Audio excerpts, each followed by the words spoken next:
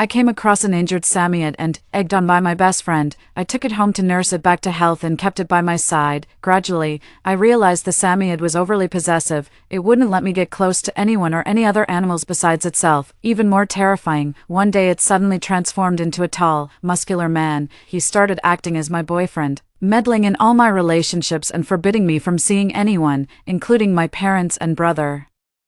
I wanted to escape from him, but my best friend said I didn't know how lucky I was. How could I even think of leaving such a handsome man? Little did she know, the werewolf's possessiveness had reached a monstrous level. He kept me locked away in a remote villa, violating me night after night until I became pregnant. Unable to endure the humiliation any longer, I sneaked out to find my best friend while he was away. Little did I know, my best friend grew jealous of the werewolf's affection for me and betrayed my whereabouts to him. She even told him to his face that I fled because my family forbade our relationship. To my horror, the werewolf snapped. He slaughtered my parents and brother, then imprisoned and tortured me to death in his mansion. When I opened my eyes again, I was back on the day I first met that Samiad. Lila, the Samiad is injured. How pitiful. Let's take it home with us.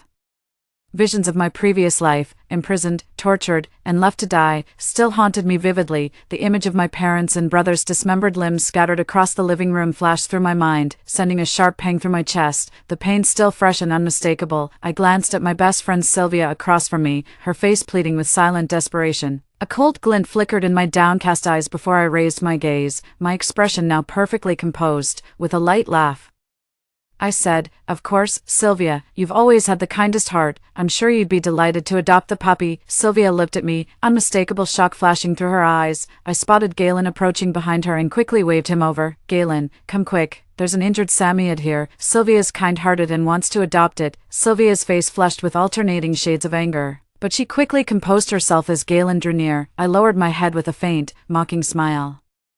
Sylvia has a crush on Galen, and I knew she wouldn't miss this chance to impress him. Sure enough, Galen asked with a smile, "Sylvia, would you like to adopt this Samiad?" One, who knew Sylvia wasn't just a diligent student, but also kind-hearted and beautiful. Hearing Galen's words, Sylvia flashed an innocent, sweet smile. "Monitor, I've adored animals since childhood and always dreamed of having a dog. What incredible luck to run into this Samiad today. It must be fate." She turned to me with a glance. "Lila, don't even think about competing with me for this." I thought to myself, compete, more like compete to see who dies first. In the end, that white wolf went home with Sylvia. Coming home that evening, seeing my parents and brother watching TV in the living room, my eyes welled up with tears that silently streamed down my cheeks. How wonderful. Mom, Dad, and brother are all alive and well. Clenching my fists, I swore to myself that in this second chance at life, I would protect my family no matter what. Mom's amused voice finally broke the silence. "Silly child, why are you just standing at the door instead of coming in?" Snapping out of my daze, I quickly wiped the tears at the corners of my eyes and rushed toward my parents on the couch. "Mom, Dad, I've missed you so much." Patting my back, Mom chuckled. "Look at you, all grown up yet still acting like a child. Aren't you afraid people will laugh?" I blinked back tears. "No matter how old I get, I'll always be your baby. Can't I just hug you?" Dad patted my back with a smile. Of course, you'll always be our precious girl." I chuckled and walked over to my brother. My brother grinned and opened his arms. "All right, princess of the house, consider us your knights in shining armor." "Okay." My nose tingled and tears welled up again, making my brother yelp in panic. "Hey, no need to get so emotional over one sentence. I'm always good to you, but I never see you shed a single tear." Mom laughed and gave him a light slap. "What, you want your little sister crying in front of you every day?" Rubbing his head, my brother protested. "I never said that." "Mom, you messed up my hair." I laughed. So glad I got away from that brutal werewolf. I had no morning classes the next day. When I arrived at the classroom in the afternoon, my deskmate Tara told me, "Lila, did you hear? Sylvia got this adorable clingy Samiad, and she actually brought it to school today.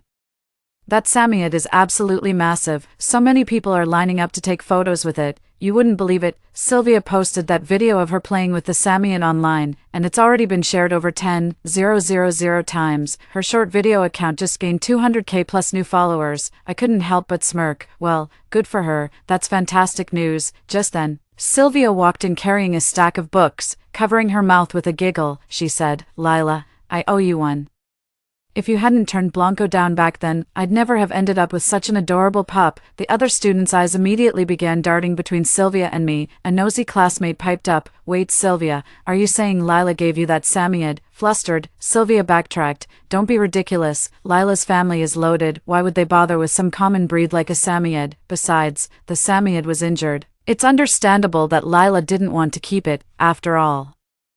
Who'd want a wounded dog?" The crowd's gazes shifted subtly toward me upon hearing this. Someone muttered, "What's the big deal about being rich? Someone as heartless as Lila is just a pretty poison, no matter how beautiful." I heard Sylvia's family is really struggling, 3 older sisters and a younger brother, yet she still took in such a big Samoyed, truly beautiful inside and out. What an inspiring beauty. I'm a girl myself and this almost moved me to tears, too. Classmate Sylvia is truly kind-hearted. Even a grown man like me was nearly brought to tears. I've decided, from now on Sylvia is the one I'm pursuing. As for Lila, forget it. Just a spoiled rich girl with a pretty face but zero substance. Tara, standing nearby, got so angry she jumped up to argue with them until I pulled her back. "Tara, ignore the gossip. I couldn't care less, remembering my past life. I feel truly blessed now, yet my concessions only seem to embolden certain people." The next morning at school, I was met with nothing but scornful glares. As I walked down the tree-lined path on campus, 2 boys deliberately splashed milk on me. When I shot them an icy glare, they shrugged carelessly. "Oops, our bad. Just wanted to see if the school's mean queen bee actually has a black heart." Clenching my fists, I advanced toward them step by step. The boys backed away with false bravado. "Whoa, Lila, what's your problem? We already apologized. What more do you want?" With a cold sneer, I swung my fists at both of them. Arg. The 2 boys instantly howled in pain. Spotting several teacher-looking figures approaching, I quickly stepped forward to support the 2 boys. Her eyes welled up with tears as she stammered, "I'm so sorry. Really, it was an accident, just a little bump. Was hitting me really necessary?" Sobs, "I truly apologize." Her voice, just loud enough, reached the ears of several nearby teachers. A female teacher snapped, "What's going on here? Grown men attacking a girl over a minor collision. Have you no shame?" The 2 boys clutched their bruised eyes. "Teacher, she did it on purpose. And, come on, it's no big deal. Stop being such a drama queen. You're grown men, for heaven's sake." The girl already apologized. What more do you want? The 2 boys whimpered pitifully. "Teacher, all right, enough. Go put some ice on it. You boys need to hit the gym instead of rotting in internet cafes all day." Pathetic. 2 grown men getting knocked over by a tiny girl. I smiled and thanked the teachers. When I returned to the classroom, everyone was huddled together discussing something. As I walked in, they all shot me contemptuous looks. Tara tugged at my sleeve. "Lila, check out Sylvia's short video account." I opened my phone with confusion, only to see footage of Sylvia playing with that white wolf. The comments section was flooded with nothing but praise and envy. Wow, the chemistry between the beauty and her dog is so heartwarming and therapeutic. Kind-hearted beauties are the most charming. Totally crushing on her. Love this girl and her pup so much. Could you post more videos with your dog? I'll be the first to watch. She looks like a college student. Wonder which school.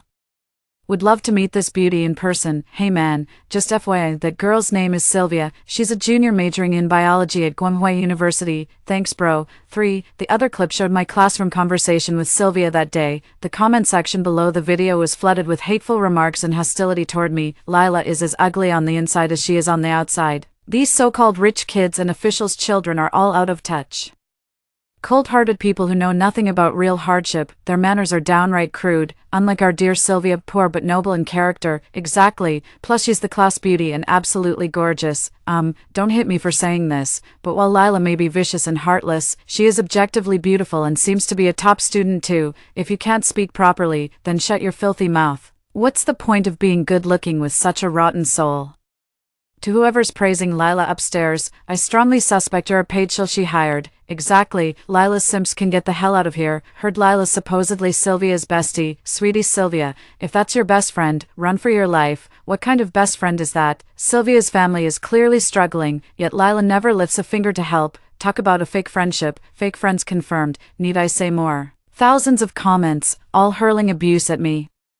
I scoffed coldly, glaring at the woman ahead who was acting like nothing had happened. Bestie, that backstabbing best friend who'd throw you under the bus, you can keep her. I met Sylvia during our senior year of high school. A transfer student suddenly joined our class in the first semester of senior year. The new transfer student was none other than Sylvia. Coming from a poor family, Sylvia was introverted and insecure. As the weakest student academically, She struggled to keep up with lessons after suddenly joining our class. Her quiet nature made her an easy target for most classmates' bullying. That's human nature, people always pick on those they perceive as weaker. Back then, I was outspoken and chivalrous by nature, and couldn't stand seeing them bully a newcomer. So one afternoon, when Sylvia got cornered in the restroom by those mean girls again, I stepped in and gave them a piece of my mind.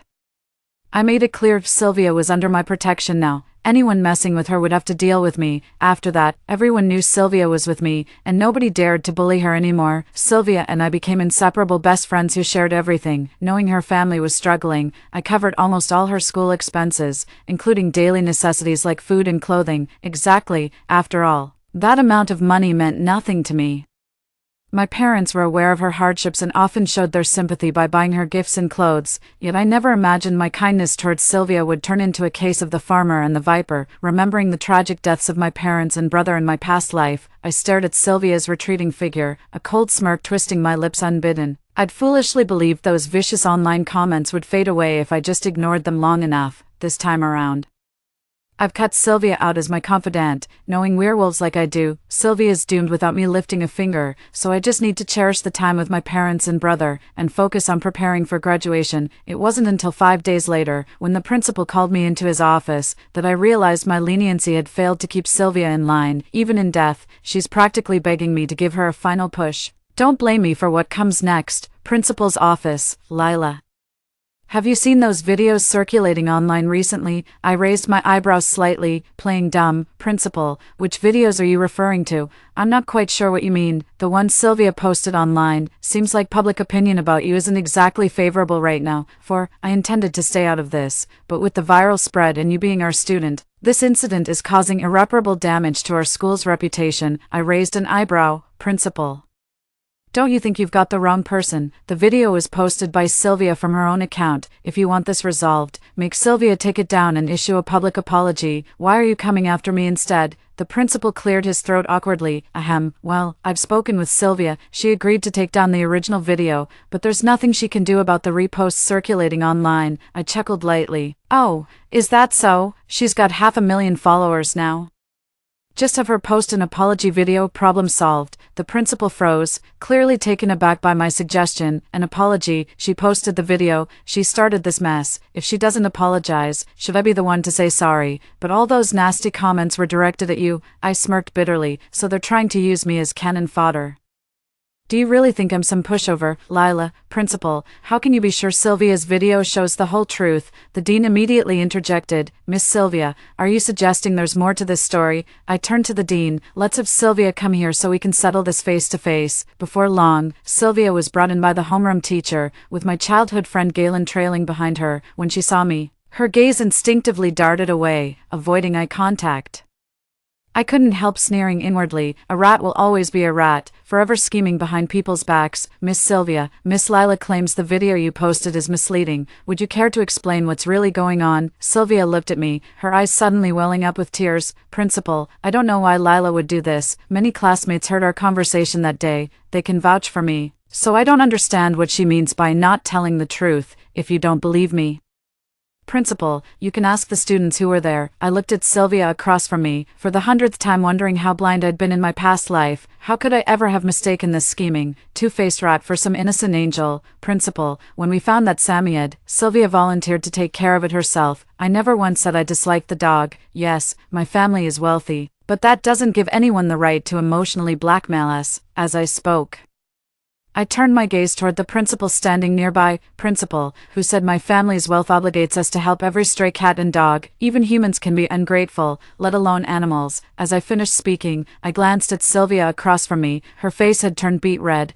I almost laughed. I'd hit a nerve. She was livid with humiliation. The principal forced a dry chuckle. That's technically correct. Yet Sylvia wasn't willing to let it go. She continued, Lila, honestly, there's nothing wrong with admitting you don't like animals. None of us would hold it against you. What I said that day was the truth. The whole class heard it. Fine. Since you keep insisting everyone heard it, let's go confront them together. Principal, many online commenters are our schoolmates. In that case, why not gather the whole school and give everyone an explanation? If I were truly that kind of person, I'd apologize immediately before the entire school and national audience.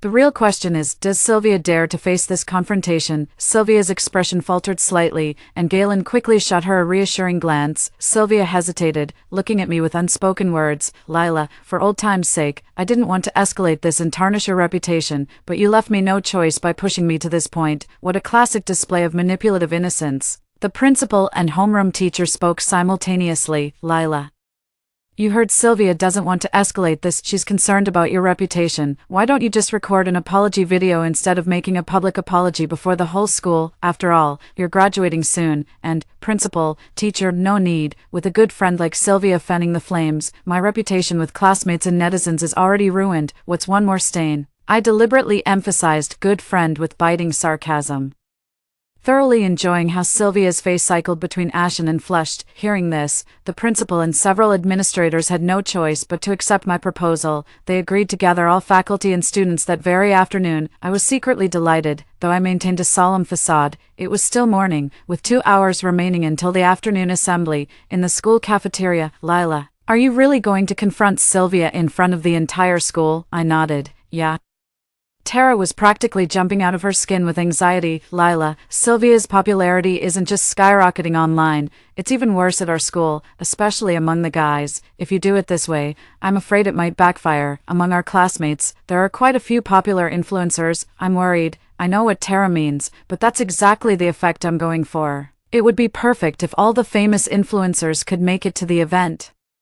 I patted my deskmate's shoulder to reassure her. Just then, an ill-timed noise erupted right in front of me. Lila, are you really going through with this? You just throw away our 4 years together like it's nothing. I looked up to see Sylvia standing before me with a tray of food, Galen by her side. It's true what they say, people really do laugh when they're furious. How can someone possibly have so little shame? But before I could speak, Tara beside me had already seen enough. Sylvia, you're disgusting. You're the one who leaked the video, you let netizens attack Lila, and you stirred up misunderstandings among classmates with your fake innocent act. How dare you say such things? Lila treated you like her best friend, shared all the good food, nice things, even took you on trips, and what did you do in return? This is how you stab her in the back, inciting strangers to slander her. Tara gave Sylvia a once-over with her eyes.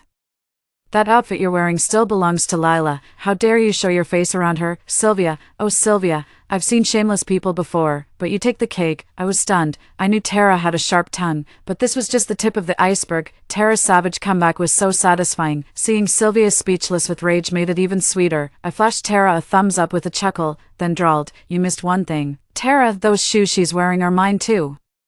Sylvia shouted with teary eyes. Lila, I know I come from a poor family. I've accepted your hand-me-downs before without complaint because that's what best friends do, we share everything, but I really didn't mean it this time. I have no idea why netizens interpreted it that way. There was absolutely no ill intent. Galen, who'd been watching nearby, finally spoke up. Lila, Sylvia already explained she didn't do it on purpose. Netizens took her words out of context, and frankly, what she said was true. Everyone knows she comes from a poor family, but we've all seen how hard she works. How could you let Tara humiliate her like this? I misjudged you. Lila, clenching my fists to resist the urge to slap someone, I turned to look at Galen standing nearby, my childhood friend who'd grown up with me all these years. The thought sent a chill through my heart. That's right, Galen's father and mine were best friends. We'd been inseparable since childhood, practically raised together, and the only reason Sylvia even got to hang out with Galen was through me. In our past life, my matchmaking played no small part in bringing him and Sylvia together, but everything changed when Sylvia accidentally discovered the Samiyad I'd rescued was actually a werewolf, and a ridiculously handsome one at that. She started giving Galen the cold shoulder. Instead, she began showering Vance with attention. Vance was the werewolf from our previous life. Terrified by Vance's bloodthirsty brutality, I couldn't bring myself to warn Sylvia about him. All I could do was desperately keep them apart, but Sylvia misinterpreted my actions as petty jealousy, accusing me of keeping her from meeting the handsome Vance. We had a huge fight over it. Later, Vance imprisoned me in his villa, subjecting me to nightly assaults. When I discovered my pregnancy, I orchestrated an escape against all odds. The moment I got out, I rushed home to find my parents. To my horror, I found their dismembered remains scattered across the floor. That's when I realized Vance had murdered them. Trusting Sylvia, I went to her place seeking temporary shelter, biding my time to avenge my parents and brother. When Sylvia found out about my situation, She scolded me for not appreciating my good fortune. How could I even think of running away when someone as gorgeous as Vance was head over heels for me? By then, she was already engaged to Galen. She even joked that if she'd known the Samoyed would grow into such a hunk, she'd never have let me adopt him in the first place. Keeping him as a husband would have been way better, don't you think? That was the first time I ever lost my temper with her. I was furious she didn't grasp the gravity of the situation, and even angrier that she took Galen's love for granted, never satisfied with what she had, always craving more. We ended up in a heated argument over it, and I stormed out of her place. Back then, I trusted her completely, but my fear of Vance finding me kept me from reading too much into her words. It wasn't until Vance tracked me down and locked me back in the villa that I learned from him Sylvia had been the one who revealed my whereabouts. Looking back now, Sylvia must have known exactly what I was going through at the time, but that envy she kept talking about, how much of it was genuine? If she was so jealous of me being with a hottie like Vance, why would she rat me out to him? If I leave Vance, wouldn't that just give her more opportunities to get close to him? That's exactly what I can't figure out. Galen, I've got no problem with you liking her, that's your business, but you must know the truth better than I do, don't you? How can you accuse me now? Doesn't your conscience bother you at all? As a friend, and out of respect for your uncle, let me give you some well-meaning advice. Don't believe everything you see. People's hearts change easily, especially when they're already rotten to the core. You'd better watch your step.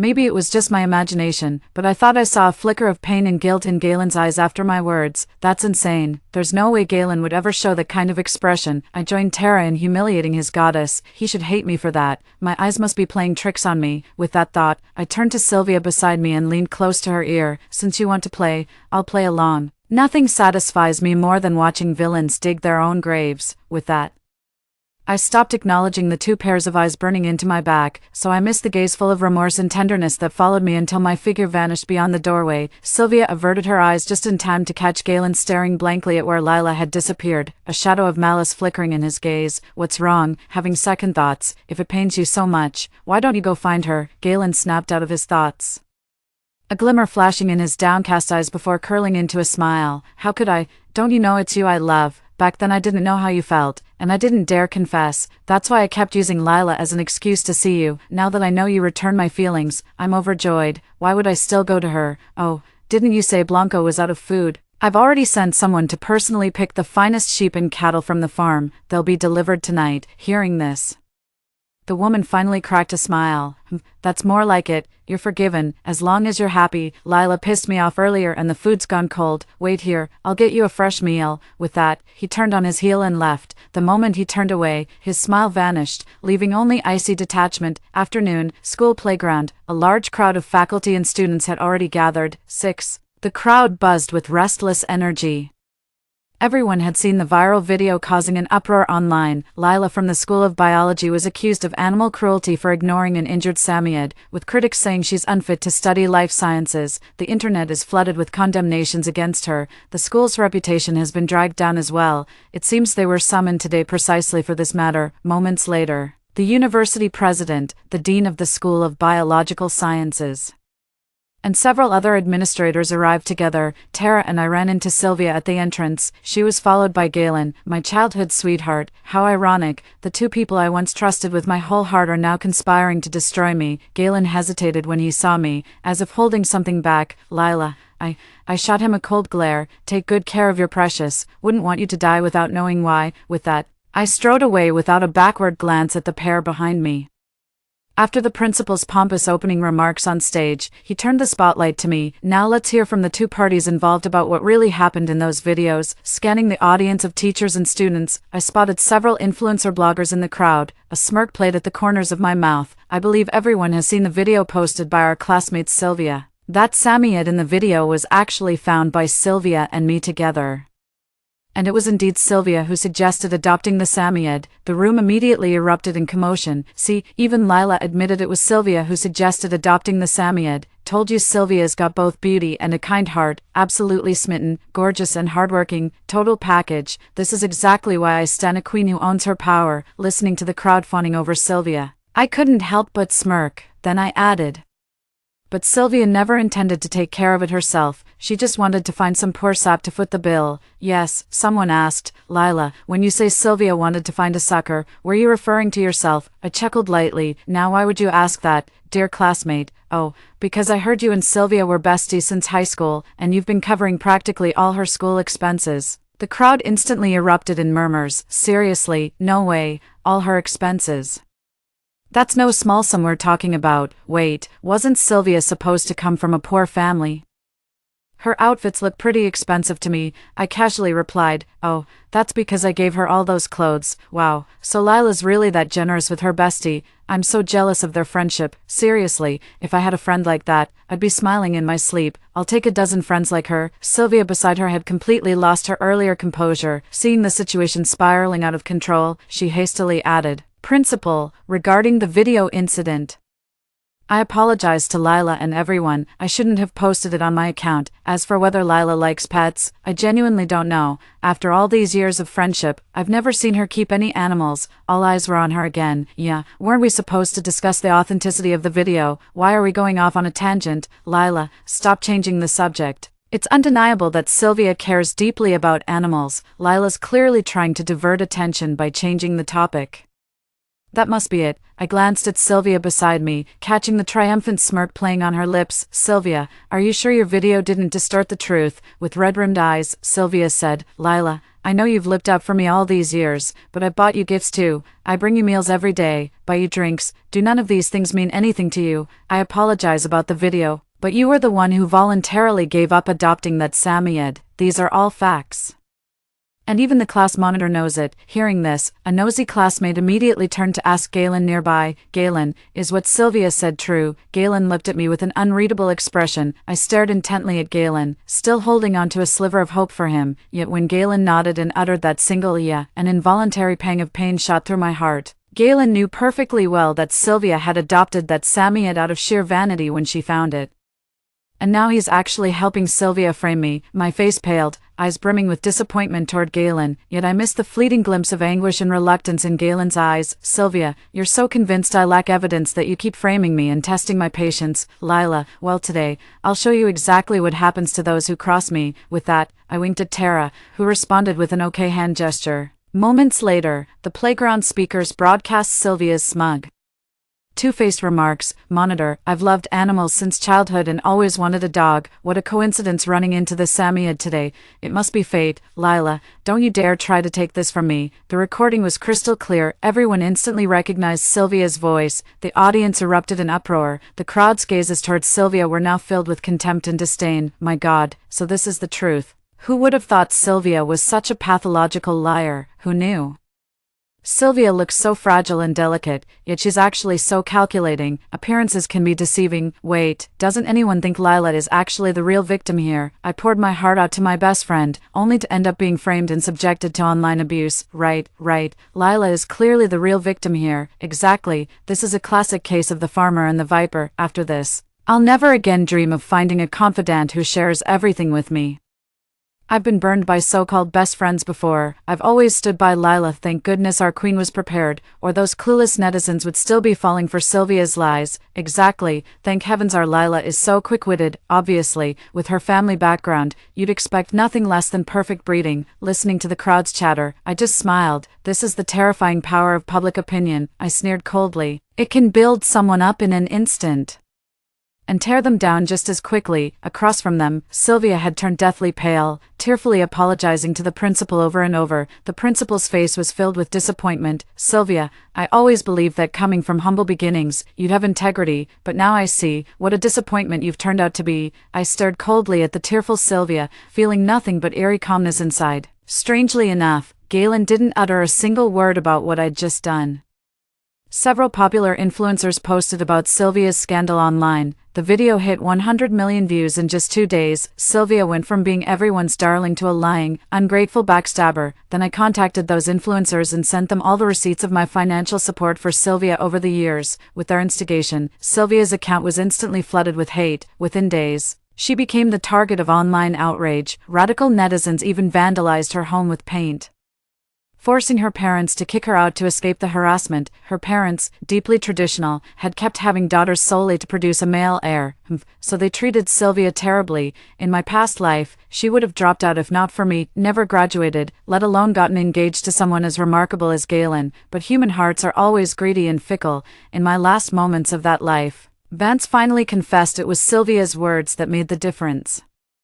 Otherwise he wouldn't have even considered killing my parents and brother. Right now, watching the online mob attacking Sylvia, all I could muster was a bitter laugh. A week later, the school succumbed to public pressure and sent Sylvia home for temporary leave. Tara told me Galen took Sylvia in, found an apartment for Sylvia outside, recalling the bloodthirsty brutality and possessiveness of werewolves in the past life. My conscience got the better of me, so I decided to talk with Galen that day.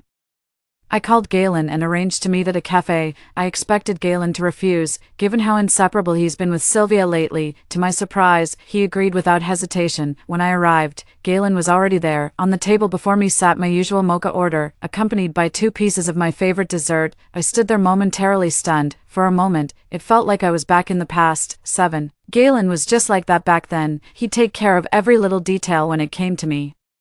He knew all my tastes and preferences, every single thing I liked. Sometimes it even gave me the illusion that he secretly had a crush on me, but he never confessed his feelings to me. In my past life, I still held some hope for him, but before I could hear his confession, Vance imprisoned me. I suppose he and Sylvia must have ended up quite happy together. Galen's voice snapped me back to reality. What are you spacing out for? Come sit down. Oh. Watching the man across from me deftly arranging my tableware, I felt a tumult of emotions. Galen, he raised his hand to cut me off. Try their mocha first, see how it tastes. The barista here just returned from studying abroad, and I hear his brews are quite popular. Taking his suggestion, I lifted the cup and took a sip. It was genuinely better than any coffee I'd had before. Galen, I need to talk to you. He tilted his chin at me. Try their desserts too. I hear they're excellent. His casual, unhurried demeanor suddenly made my blood boil. My expression turned icy. Galen, don't pull that Sylvia routine on me. I came to talk business. And I'm leaving right after. The man across from me clicked his tongue. Completely unfazed by my words, still as fiery as ever, like a firecracker waiting for a spark, I swallowed my anger, though a hint of defiance remained. None of your business, just focus on your precious Sylvia. Galen didn't argue back, he just stared at me with an unreadable look. Go ahead, what did you call to talk about? I knew it. Sylvia truly holds a special place in his heart. I took a deep breath and looked at the man across from me. What if I asked you to leave Sylvia and stay away from her? Would you agree? Galen's eyes lit up briefly before dimming again. Lila, I'm sorry. I cut him off. Galen, do you really like her that much? Galen remained silent, his head hanging low. I let out a bitter laugh. Fine, you're on your own. You can like Sylvia all you want, but stay away from her, Samyad. Galen jerked his head up, a flicker of panic in his eyes. Why would you say that? I said calmly. That Samyad seems rather possessive. Given we both studied zoology, I'm sure you understand. You and Sylvia should keep your distance in front of that Samyad. With that, I left $300 on the table and walked out without waiting for Galen's response. 2 weeks later, Sylvia, who'd only taken a few days off, suddenly filed for a leave of absence from school. 2 months later, I was picking out a birthday gift for my brother at the downtown mall. I'd found a watch with both great style and reasonable price, just about to pay when a familiar voice caught my ear. Waitress, I'll take that watch she's holding, wrap it up for me. Looking up, I saw Sylvia decked out in designer clothes, arm in arm with a tall, burly man entering through the door. At that moment, I instinctively took 2 steps back, my hand holding the watch trembling slightly. Visions of being imprisoned and tormented in my past life flashed through my mind. A cold sweat trickled down my spine, soaking through my clothes in moments. The watch slipped from my hand and clattered to the floor. Drawing a startled gasp from the shop assistant, I quickly crouched down to pick up the watch, forcing myself to stay calm. By the time I stood up, I'd regained my usual composure. I'm sorry. I'll pay the full price to replace it. Sylvia covered her mouth with an exaggerated expression. Oh my, Lila. Is that really you? I didn't even recognize you. Running into me here must be quite a surprise, isn't it? I bet you're disappointed to see I haven't been miserable without you. Staring at the woman before me, I was suddenly overwhelmed with disgust. I smirked disdainfully. What does your well-being have to do with me? Sylvia clearly hadn't expected such nonchalance from me. Her face twisted into an ugly grimace. I caught a glimpse of Vance nearby, his eyes flashing with brutality and displeasure. Clearly, Sylvia initiating conversation with me had already put him in a foul mood. A cold laugh rose in my heart. Oh Sylvia, if you knew your place, you might just live longer, but clearly, that's not what you want. Sylvia composed herself and plastered on a fake smile. She pulled Vance over and said, Lila, this is Vance, my boyfriend. Handsome, isn't he? She covered her mouth with a giggle. Oops, look at me forgetting to tell you. If it weren't for you, I'd never have met a hottie like Vance. Oh. I bet you're dying to know where I'm living now, aren't you? I said coldly. Not in the slightest. You're of zero interest to me. I noticed the predatory glint in Vance's eyes had completely vanished when he looked at me, yet Sylvia clearly wasn't about to let me off the hook. Then she added, Didn't Galen tell you? I'm currently staying at his place. That Galen, I kept refusing, but he just wouldn't take no for an answer. Had no choice but to reluctantly accept his hospitality. Honestly, I don't like him at all. It's Vance I'm into, but he just won't stop pestering me. I saw Vance's eyes turn eerie the moment he heard Sylvia's words. I knew that look, it was his telltale sign of rage. A chill ran down my spine, and I couldn't help worrying for Galen. By saying this in front of Vance, Sylvia was essentially throwing Galen to the wolves. The memory of my parents' and brother's tragic deaths in my past life made me turn deathly pale. No. I can't just stand by and watch Galen die like that. Seeing my ashen face, Sylvia assumed her words had shaken me. She covered her mouth, grinning smugly. So what if you're a rich girl, Lila? Nobody actually likes you. Who cares if I'm Cinderella? All those men are crazy about me. I burst out laughing at that, putting on a slightly dejected expression. That's right, Sylvia, you've been the popular one since high school. All the boys in class had a crush on you. Meanwhile, here I am, the rich girl nobody actually likes. But what I can't understand is, you were the one who told me you liked Galen. How could you change your heart so easily? Mr. Van here clearly has class and brains. Why on earth would he settle for living in Galen's place? Sylvia's face turned pale, then flushed with anger at my words. Lila, don't talk nonsense. When did I ever say I liked Galen? Oh really? Never. As I spoke, I played a recording.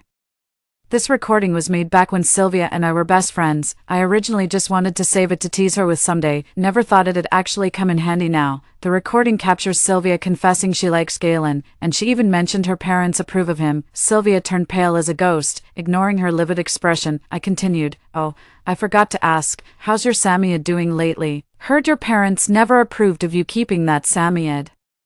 Did they really kick both you and the dog out? Poor Samoyed, what did it ever do to deserve such treatment? Let's face it, if Galen hadn't taken you in, you and your Samoyed would have been homeless. I always said Galen has a heart of gold, but listen Sylvia, now that you've got Mr. Van in your life, stop stringing Galen along, for heaven's sake, after all he's done for you and that Samoyed, just let him go. Lila, what kind of nonsense are you spouting? Since when have I been stringing Galen along? Besides, I've told you already, well, Mr. Van doesn't strike me as the type to settle for second best. He must have his own grand villa. It's clear he adores you. As we humans say, if you love someone, you should keep them by your side at all times. I suppose Mr. Van shares that sentiment, doesn't he? After speaking, I finally gathered the courage to meet those terrifying eyes. The man remained silent, but seemed thoroughly pleased with my suggestion. A glint of excitement shimmered in his amber eyes. Ignoring Sylvia's contorted expression, I nodded at the man. Mr. Van, I won't intrude further. Please enjoy your time with Miss Sylvia. The man remained silent, offering only an icy nod. As I turned away, the smile vanished from my lips, replaced by a faint sneer. Well, Sylvia, since you're so eager to die, let the storm rage even fiercer. After that day, I rarely heard anything about Sylvia again, though I did overhear Dad mentioning Galen got his heart broken. Rumor has it the girl he liked dumped him for some ridiculously handsome guy. Galen's been shutting himself indoors all day, never stepping foot outside. At least I don't have to watch Galen get torn apart by Vance anymore, but thinking about how Sylvia's got Galen all depressed leaves a bitter taste in my mouth. That bastard Galen better not stay down for good. Well, when you think about it, I was somewhat responsible for indirectly breaking him and Sylvia up. Maybe I should go check on him. I scoured every corner of Joshua and finally tracked down 2 out-of-print game discs to give to Galen. Gaming is his biggest passion outside of studying. I hope these discs will help lift his spirits a bit. 8. Galen's father and mine were close friends, so we used to play together all the time. Both our families knew each other very well. Butler Lou's eyes lit up with delight when he saw me. Miss Lila, are you here to see the yen master? I nodded awkwardly. Well, Uncle Lou, I heard your yen master got his heart broken. Came to check on him. Uncle Lou looked utterly confused. Heartbroken? Has yen master been rejected by Miss Lila? But if Miss Lila did reject him, why would she rub salt in his wounds? Old Lou couldn't help but feel sorry for his yen master. On second thought, The yen master hasn't shown any signs of heartbreak these past few days, Uncle Lou. I heard your yen master hasn't left the house for days. Has he lost weight, Miss Lila? The yen master, he's doing fine. If throwing parties, blasting music, and dancing count as fine, then yes, the yen master is absolutely thriving. My heart sank at the sight. Oh no, is Galen really down for the count? With that thought, I rushed toward the villa. Galen, don't do anything drastic. A breakup is nothing compared to losing your life. It's really not worth it. Besides, you're handsome, charming, talented, and accomplished. You'll definitely find someone better. With that, I dashed upstairs and knocked on Galen's door, but after knocking for what felt like ages, there wasn't a single sound from inside. My heart sank as panic set in. Galen, don't do anything stupid. A woman like Sylvia isn't worth losing your head over. I banged on the door loudly while turning to Uncle Lou. How could you leave him alone in his room when he's heartbroken? That's downright reckless. Are there any sharp objects inside? Are the windows and doors properly ventilated? Miss Lila, the yen master isn't in his room. His knocking hand froze awkwardly midair. I stared at Uncle Lou, wishing the ground would swallow me whole. Where's Galen then? Uncle Lou pointed upstairs. The yen master is dancing in the 4th floor studio. The dance studio, the 4th floor. That's even higher. A fall from there would be disastrous. You'd be lucky to survive that fall in one piece. I rushed upstairs in a panic. Galen, don't you dare jump. But when I saw the DJ music blasting in the dance studio with figures going wild, I froze instantly. So Uncle Lou's jump and what I understood as jump turned out to be completely different things. Galen turned around and spotted me standing at the doorway. I saw a flicker of joy in his eyes as they gradually reddened. You're here, I nodded. Yes, I've come. So, you've been reborn too. In Galen's bedroom, I asked the man standing before me. His gaze hadn't left me since I appeared. Hearing my words, he nodded. My heart skipped a beat as I finally voiced the question that had been stuck in my throat. How did you die? 10. He stiffened, and after a long pause murmured, Lila, it's all in the past, but I wouldn't let him evade the question. Galen, tell me, how did you die? I want the truth. Seeing my insistence, he could only sigh softly. I searched for you endlessly. Yet no matter how hard I tried, it was as if you'd vanished. As a last resort, I had no choice but to call the police. Every officer in Chuanjia City was mobilized, yet they still couldn't track you down. Left with no options, I had to turn to Sylvia for help. In my past life, I remember Galen was already engaged to Sylvia when I died. He begged Sylvia, his fiancée, to reveal my whereabouts. Do you really think she'd give him that information so easily, knowing Sylvia the way I do? She'd never let Galen off the hook. What did you promise her? Galen's gaze flickered away from me for just a heartbeat. In the end, I just closed my eyes. She demanded I transfer half my shares to her. What other conditions did she ask for? I stared straight into Galen's eyes, refusing to let him look away. She said she'd marry me, but insisted on staying with Vance during our marriage. I wasn't to interfere with her personal life. I covered my mouth, utterly stunned. You agreed to that? Galen paused. Yeah, Galen, are you out of your mind? How could you agree to such an outrageous demand? Do you love her that much? No, I don't love her. Then why did you get engaged to her? Galen was puzzled but still replied, because that was one of her conditions for telling me your whereabouts. My eyes widened in shock. So Galen's engagement to her had nothing to do with actually loving Sylvia. But why couldn't Galen find me? Did Sylvia not tell him, or did Vance find out? He said he's dead, so how did he die then? These questions kept piling up, tangling my thoughts into knots. Staring at Galen before me, I'd never imagined he could die. I always thought he'd find happiness in his next life. How did you die? Was it related to Sylvia, or was Vance involved? If he's also been reborn, why would he claim not to like Sylvia? Then why does he keep defending her, giving everyone the impression he's into her? A sudden realization struck me like lightning. My lips trembled as I spoke. So all this time, your kindness towards Sylvia, your constant protection, making it seem like you're pursuing her, was just to provoke Vance's possessiveness toward her and redirect his attention from me to you, wasn't it? I bit my lower lip hard. Tears welled up in my eyes. Who told him to do that? I've been reborn too, and I'll protect myself this time. Galen gently wiped the tears from the corner of my silly. Why are you crying? I'm perfectly fine. I pounded my fists against the man before me. Galen, why didn't you say anything? In our past life, I kept waiting for you to confess your feelings to me. But I never got to hear you say those words to me. Vance kept me locked up. He killed Mom, Dad, and my brother. I was so terrified. Every time I tried to escape, he'd drag me back, until one day I finally got away. I wanted to come find you, but then I heard you were engaged to Sylvia. I couldn't bear to ruin what you two have. I went to see Sylvia, but I never expected. The overwhelming despair and terror from my past life still haunted me. I bit my lower lip hard. My entire body trembling uncontrollably, Galen pulled me into a tight embrace. Hush now. It's over, Lila. In this lifetime, I won't let them hurt you again. Never again, Galen whispered hoarsely to the girl in his arms, his eyes rimmed red. In their past life, Sylvia had indeed revealed Vance's whereabouts to him, yet nothing could have prepared him for the sight of Lila's lifeless body when he finally found her. He could hardly believe the vibrant, adorable girl he cherished had been reduced to such a broken state. Only then did he realize Sylvia's vicious lies, that Lila never loved him, were deliberately fed to him. Sylvia kept sowing discord between him and Lila. His secret crush and cowardice made him hesitate to confess, playing right into Sylvia's hands and giving Vance the opening he needed. It never crossed his mind that the ordinary Samoyed could actually be a werewolf. Later, he pretended to submit to Sylvia and Vance.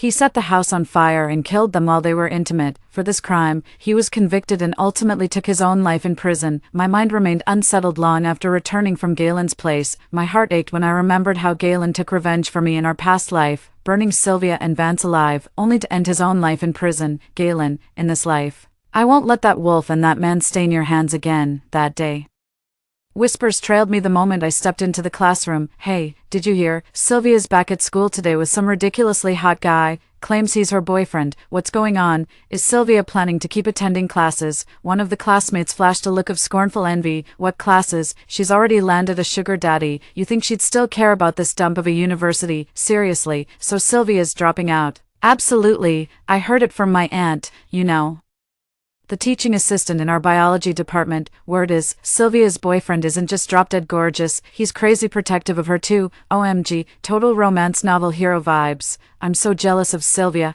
Honestly, Sylvia's luck is unreal. First, she had Lila bankrolling her lavish lifestyle despite being broke, and now she's landed some loaded hottie. Ugh, comparing yourself to others is the death of joy. Why can't I ever catch a break like that? Tara pouted nearby.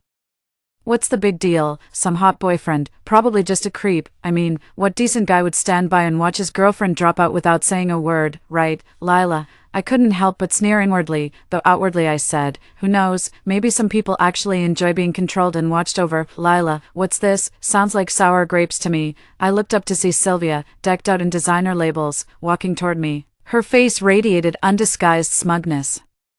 The other students were all wearing smirks, clearly enjoying the drama. So what if you're a rich girl, Sylvia? You're still stuck in this dump of a school with no guys chasing after you or even liking you. I shot her an icy glare. I'm a student. What else should I be doing besides studying, following your example and going home to sleep with men? The classroom instantly filled with scornful and angry glances directed at Sylvia.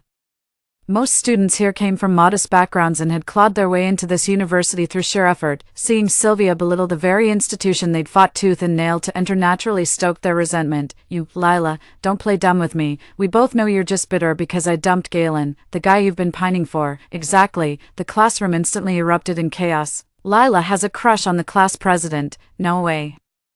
Hasn't the president always liked Sylvia? Haven't you heard? She already dumped him. I heard the class president and Lila were childhood sweethearts. Poor Lila, betrayed by both her best friend and her childhood friend, who said I betrayed Lila. I looked up to see Galen standing solemnly at the classroom door. When his gaze landed on me, a gentle smile curved his lips. Galen, I've told you I'm not interested. I'm with Vance now. Why can't you take the hint?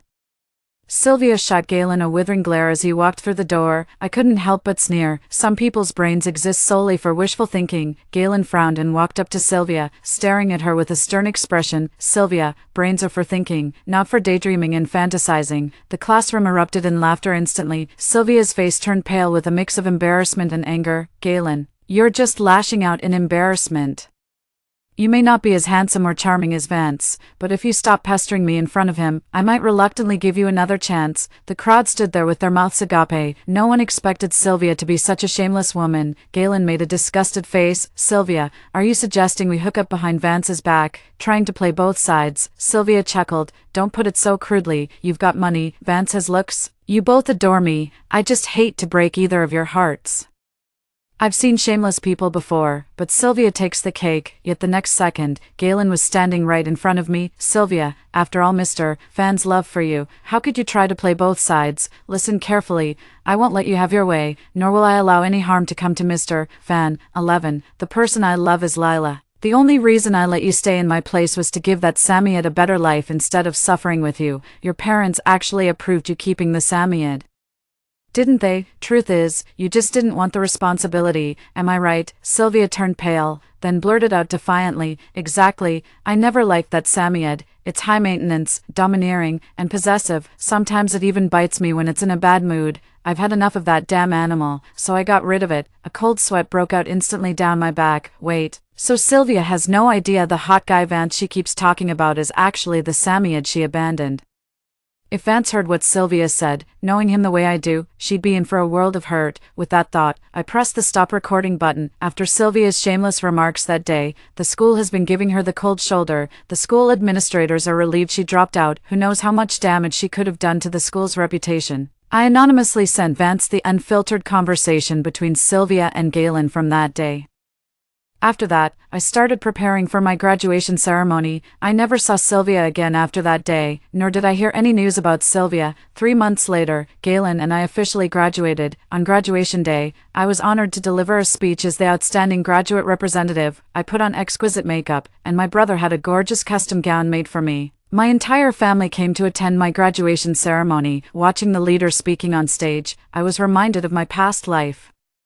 I could have had a bright future, with loving family and a significant other, but everything changed when I took Sylvia's advice and brought home that Samoyed. My life was never the same again, my family perished horribly, and I was tortured to death by that white wolf. As for my beloved, I turned to see Galen gazing at me with such tenderness that my eyes welled up. He died for me in that freezing prison cell. Galen gave my hand a gentle squeeze, wiping away my tears. Silly, why the tears?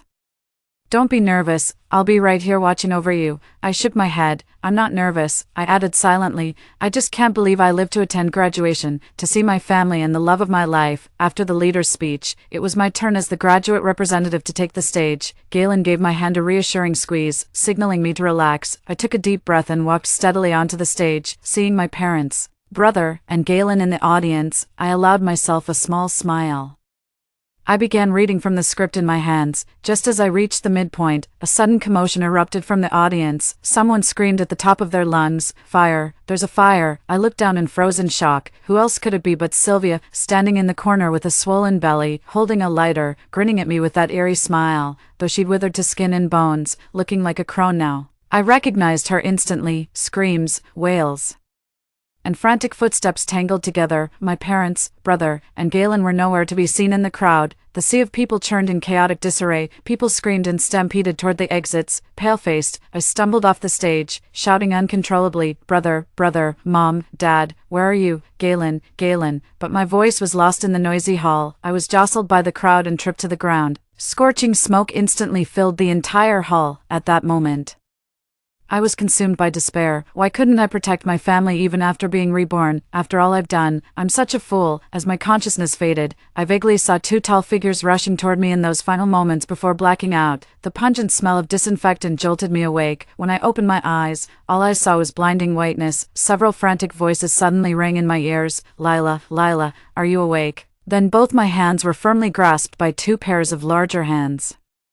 Weakly turning my head, I saw Mom and Dad each holding one of my hands, their eyes rimmed red. "Mom, Dad, don't cry, I'm fine now." See, my words only made them sob harder. Left with no choice, I tried changing the subject. "Dad, Mom, where are my brother and Galen?" 12. My parents froze, their eyes darting away uneasily. My heart skipped a beat, pounding inexplicably fast as panic surged through my chest, draining all color from my face. "Dad, Mom, what really happened to brother and Galen?"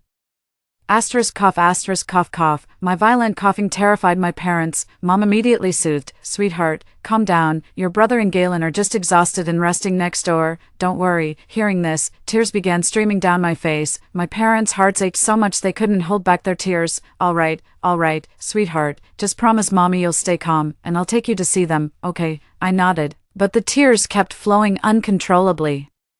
In Galen and my brother's hospital room, staring at my brother and Galen lying there with their eyes closed, I wept inconsolably. "Didn't you say brother and Galen were fine? Why aren't they moving at all?" Dad looked wronged and somewhat helpless as he said, "Sweetheart, your brother and Galen are just asleep. Of course they're not moving." Mom chimed in from the side. "That's right, Lila, they're just exhausted and sleeping. Let's go home first, and we'll come back when they wake up, okay?"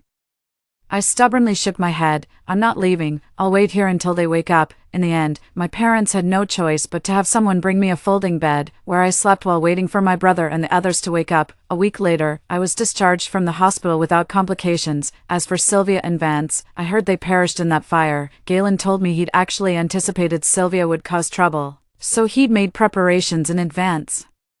Both my brother and parents were aware of this matter. Galen had been having Vance's villa under surveillance for quite some time. He'd assigned people to tail Sylvia the moment she escaped from Vance's villa. Thus, Sylvia's every move fell right into his plans. He'd already tipped off his firefighter friends in advance, so in that fire, no one died except Sylvia and Vance. I was utterly shocked. "How could you be so sure Vance would take the bait and come for Sylvia?" he said. "Vance kept Sylvia captive, violating her night after night, yet gradually fell in love with her. But Sylvia was no faithful woman. She wanted not just Vance, but many other men. When Vance learned her true desires, his domineering and obsessive nature ensured he'd never let her go. No matter where Sylvia fled, he'd hunt her down. Sylvia figured out I was the one who sent Vance the recording. She'll definitely seek revenge. So Galen figured the first thing she'd do after escaping was come find me. Sure enough, Sylvia showed up.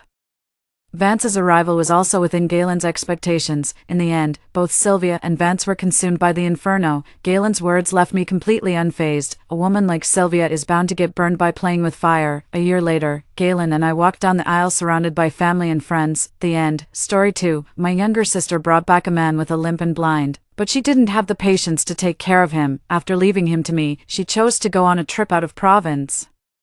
But on the third day after she left, the apocalypse suddenly arrived. The man recovered his health under my care. Not only did he awaken powerful abilities, but he also treated me as precious as a treasure. When we met again, my sister was disfigured and had lost a hand. While I was living comfortably, my sister envied everything I had, and she even brought in mutated zombies to wipe us out. When I opened my eyes again, my sister handed me a packed suitcase and pushed me out of the door. "Sister, this time you go on a trip, and I'll take care of everything." I immediately turned around and left. "Without my space and spiritual spring, I want to see how you will become the lady of the leader." When my sister appeared at the door with her suitcase, I was preparing to change Sebastian's bandages. Hearing the noise, Sebastian tilted his head towards the door and asked, "Is someone here?" My sister unceremoniously snatched the gauze from my hand, squatted in front of Sebastian, and said in a delicate voice, "Brother Sebastian, how could my sister do such delicate work? Let me change your bandages instead. Didn't you leave? Why are you back?" Although it was a questioning remark, the corners of Sebastian's lips were slightly raised. When I saw my sister rushing into the room with her suitcase, I knew she had also been reborn. In my previous life, my sister left without looking back, afraid that if she walked slowly, something would cling to her. I asked her, "What about the man you brought back?" She said nonchalantly, "Aren't you here? If it doesn't work, just throw him out." But no. She gently rested her head on Sebastian's knee, her tone filled with guilt. "I'm sorry, Brother Sebastian, I acted impulsively and made a mistake. Can you forgive me?" Seeing that Sebastian didn't speak, tears fell from her eyes down her cheeks, leaving a small mark on Sebastian's coat. As soon as I stepped out, I regretted it. My mind was filled with thoughts of how you would live without me, whether anyone would cook for you, whether anyone would change your bandages, and what if my sister really threw you out? Just thinking about these things makes me anxious. And I couldn't delay for a moment before rushing back. "You are the one I brought back, and I must take full responsibility for you." These words, along with his sister's tears, immediately softened Sebastian's heart, and he reached up to wipe her tears. He gently coaxed, "Don't cry anymore, your little face is all smeared." Little did he know, his sister was casting a triumphant glance at me. I watched coldly from the side, waiting for them to finish their performance before my sister finally remembered me. She shoved the suitcase into my hands, her tone revealing her unreserved excitement. "It's a pity that the scenic area tickets can't be refunded, so let my sister go travel for me." Saying this, she pushed me out the door and slammed it shut with a bang. I looked at the suitcase in my hands and sighed. Sebastian didn't understand why his sister suddenly changed her mind, but I was completely clear about it. In my previous life, my sister Mist was obsessed with online novels, and what she envied the most was the plot where an ordinary female lead picks up a down-and-out male lead and eventually soars to success. So when she encountered the limping, blind Sebastian by the roadside, she immediately took him home. But she has always found even washing dishes tiring, so how could she endure the exhaustion of taking care of a sick person? After taking care of things for a few days, Mist passed this burden on to me and went out to travel. However, no one expected the apocalypse to break out so suddenly. The tourist spot Mist went to was overcrowded and became one of the most dangerous places when the apocalypse arrived. I had always thought she had perished in the jaws of a zombie, yet, 2 years after the outbreak of the apocalypse, I saw her again. She was disheveled, with a dirty scarf wrapped around her face, her eyes vacant and devoid of any spirit. But when she saw me, a strong and piercing hatred erupted. Sebastian, who had already become the leader of the base, keenly noticed her gaze and immediately ordered her to be captured, tearing off the scarf that covered her face. It was then that I realized Mist was still alive, but she was not living well. She had not only lost one hand but also had her once proud face ruined. In order to cheer me up, Sebastian found a healing ability user to treat Mist, providing her with water and food, and even allowing her to stay in the safe base without having to complete missions like others. However, she not only did not feel grateful, but also blamed all her misfortunes on me, believing that I had taken away her life. Sebastian was picked up by me. If it weren't for you stealing my credit, the pampered leader's wife should have been me. I said nothing in response to her accusations, only looking at her with pity. Mist had approached Sebastian privately more than once, crying to him about the hardships of the past 2 years, saying that it was she who brought the near-death Sebastian home. Sebastian pretended to deal with it on the surface, but behind my back, he complained to me that Mist was ungrateful, that everything she had now was because of me, and that he felt nauseous seeing Mist's face. After Mist once again crawled into bed to seduce Sebastian, he got angry and ordered someone to throw her out of the base. This time, Mist finally cast a pleading look at me, but I silently looked away. Mist, driven mad by jealousy, did not hesitate to use her own flesh and blood to attract a large number of zombies, among which were even mutated zombies that ignored abilities. The entire base was destroyed in an instant under the claws of the zombies, became the burial companion of me and Mist. In this life, my sister unhesitatingly hugged Sebastian's thigh.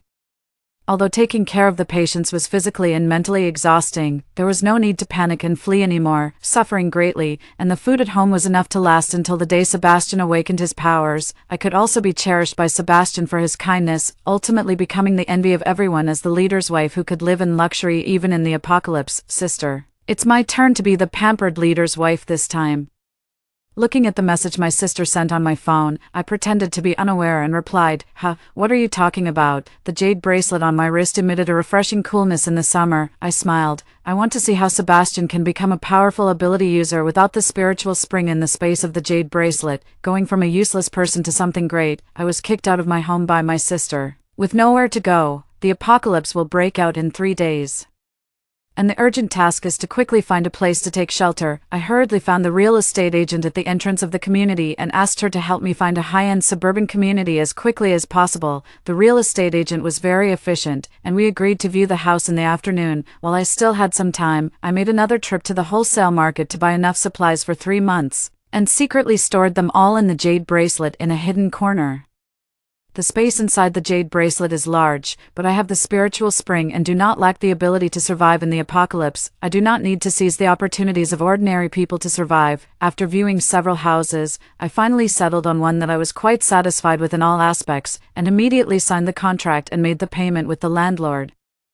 The real estate agent politely declined the double commission I wanted to pay her, saying that it was her duty. Her face was youthful, and she arrived drenched in sweat, yet she still remembered to hold an umbrella for me. A certain place in my heart was touched, and I pressed my lips together and fell silent. I was lost in thought and almost got knocked down by a speeding electric bike, but the real estate agent pulled me back. In an instant, many images flashed before my eyes.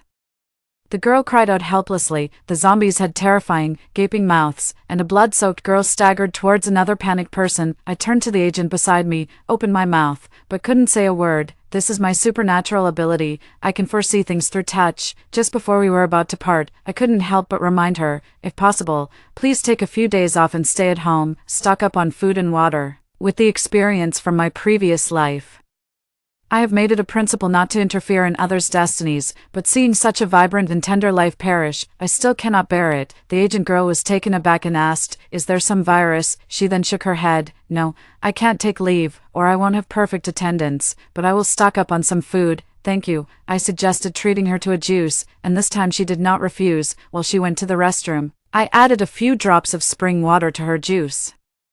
It is not enough to mutate her into a superhuman, but it can greatly increase her chances of awakening her abilities. I hope she can safely get through the dark period before her ability awakening. That night, I moved into the newly rented house, thought for a moment, and then flashed into the space of the jade bracelet. In my previous life, after Mist ran away, the apocalypse broke out. Sebastian and I were forced to be trapped in one place.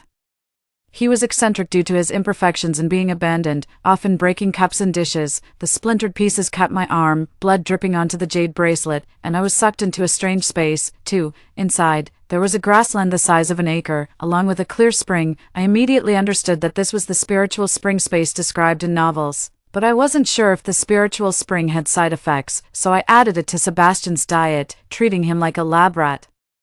It wasn't until 3 days later that Sebastian's blind eyes surprisingly regained sight, and his broken leg could barely stand, that I finally felt relieved. At that moment, I stood beside the spiritual spring, observing this pool that was about 1 square meter in size. If it were just for me, I fear it would last forever, but in a world where the system has collapsed, what is more terrifying than zombies is the human heart.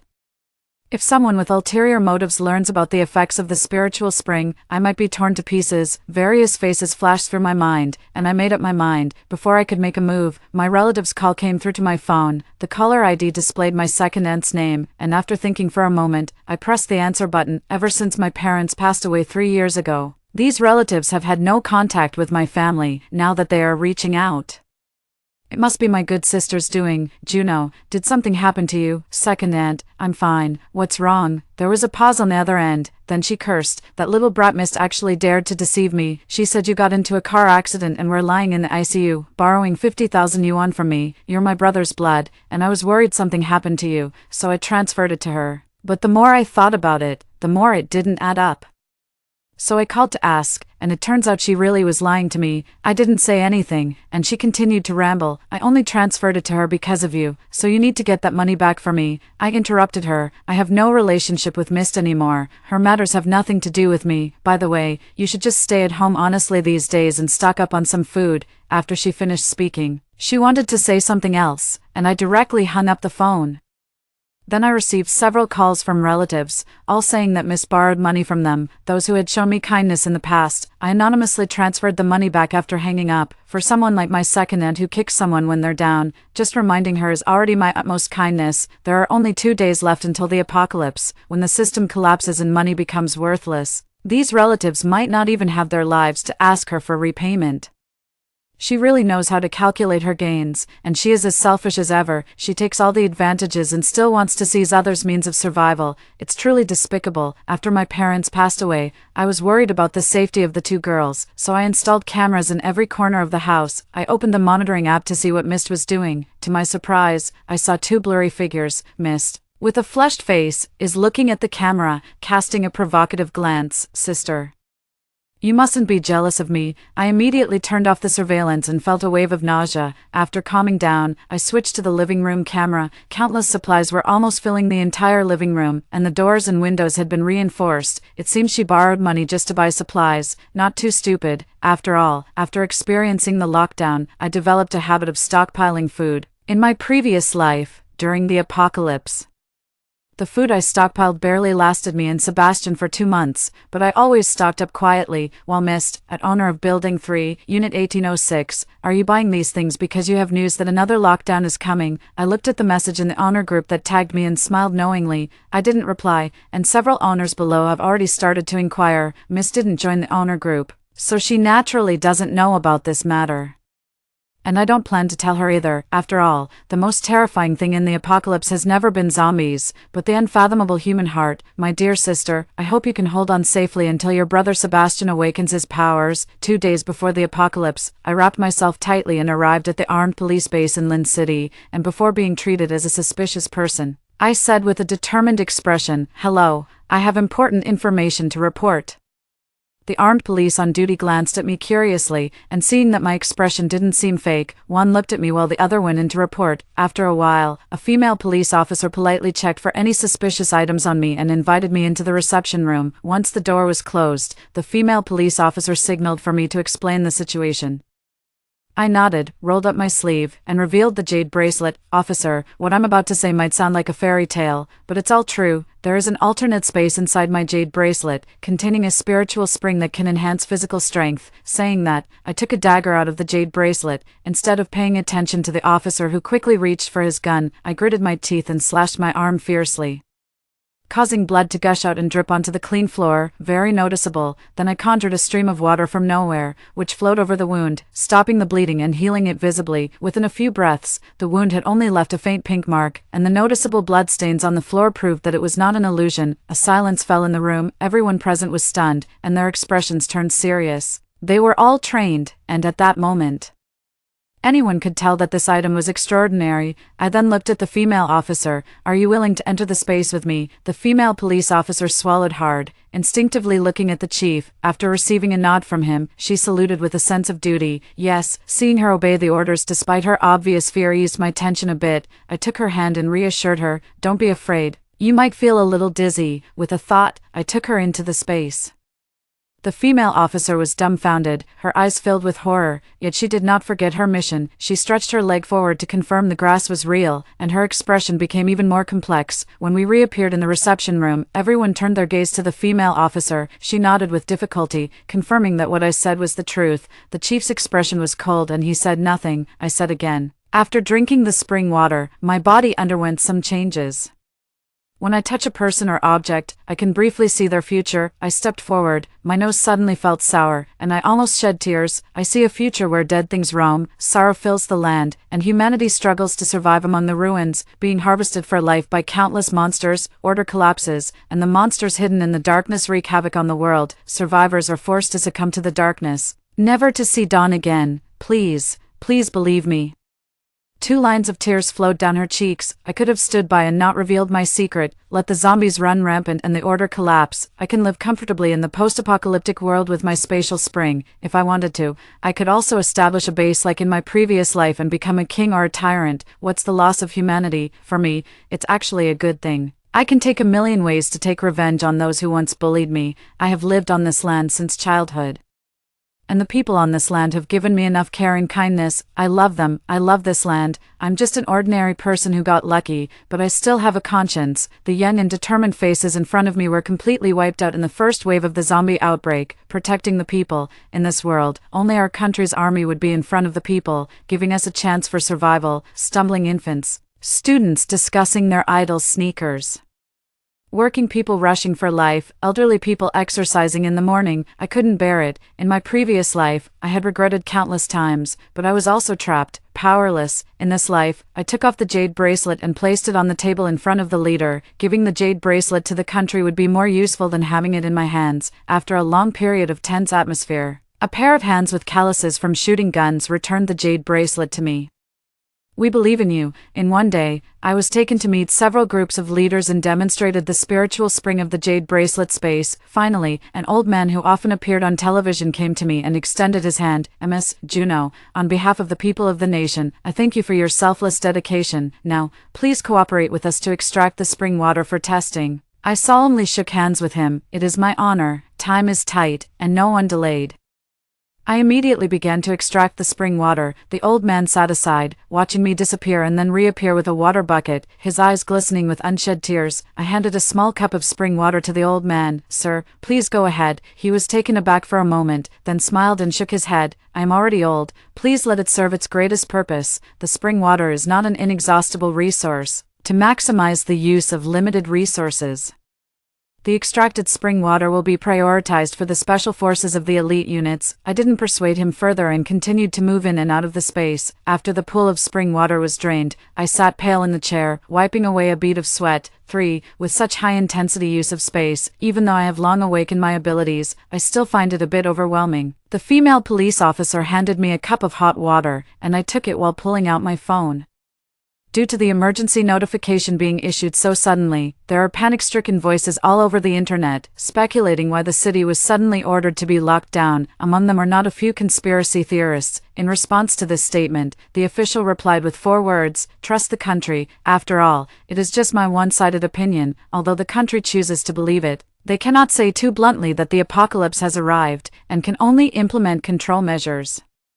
This way, even if the apocalypse hasn't come, they can explain to the public that there is an unknown virus. I thought for a moment and decided to open the forum. On the forum, there were already imaginative netizens speculating whether the apocalypse had come, but they were quickly drowned out by a tide of new posts. I edited a warning post, which detailed how to counter or escape from zombies, how to deal with family and friends who suddenly mutate, and the list of supplies that must be prepared at home. I didn't think it would cause much stir, but the post suddenly shot to the top of the hot search list within half an hour, with the red hot word standing out prominently. That such a post could reach the top of the hot search list, it's obvious that it's tacitly allowed by the country. I felt a little relieved. I hope more people who are under lockdown can click on this hot search when they are bored, whether they believe it or not.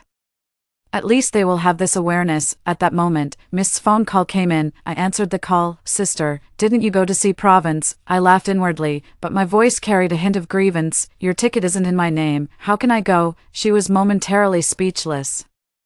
"Why couldn't you just buy one yourself?" But I didn't want to go either. "It was you who drove me out." This time her voice turned cold. "Sister, you are also reborn, right?" I didn't respond, and she continued, "That post online was posted by you, right? You really are an unparalleled great saint mother. You're about to die, yet you're still worried about others' lives. In your past life, you could only get others to look at you because of Sebastian Brother's abilities.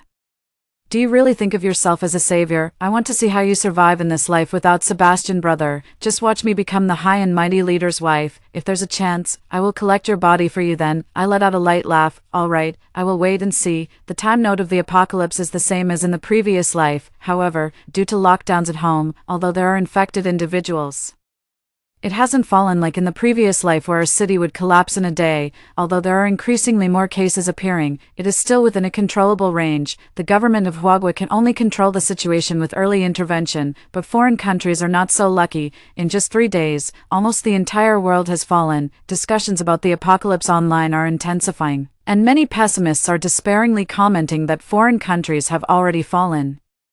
How long can Huagua hold out? It would be better to die early. At least one wouldn't turn into an ugly zombie. The speaker is unintentional, but the listener is attentive, and numerous suicide incidents have occurred in various places. At this moment, a short video shot from a hidden perspective quickly spread online. In the video, fully armed soldiers descend from the sky and crash into a horde of zombies, engulfed in flames the moment they land. The person filming the video gasped in surprise, causing the viewers in front of the screen to hold their breath. The soldiers' flames transformed into a flock of fire crows, directly rushing towards the snarling zombies, reducing them to ashes. After all the zombies were cleared, the soldier stepped out of the flames, unscathed. The text says, "When did humanity evolve without me knowing?" The video caused a huge stir online, with millions of shares already. Netizens in the comments section started sharing their secretly taken photos. They appeared.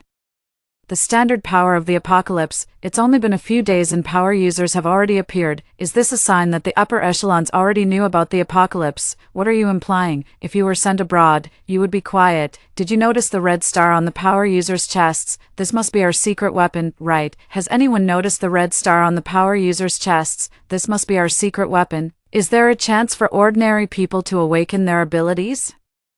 I can't even imagine how happy I would be if I could control fire, like a little girl. The long silent official account has also released a message. "We have always been here." The online public opinion has gradually calmed down, and posts of panic and despair have turned into posts of self-rescue and finding joy in hardship. But those who harbor ill intentions in the shadows have quietly emerged. The sudden lockdown caught most families unprepared, and by this time, they had almost consumed all the food stored at home. Prices have already skyrocketed more than once. Although the authorities have explicitly prohibited the high-priced sale of goods, more people choose to take risks and trade secretly. Messages in the owners group keep popping up, most of which are tagging me, at owner of Building 3, Unit 1806. During this special period, since your family has stockpiled so many supplies, can we help each other out? To the owner of Unit 1806 in Building 3?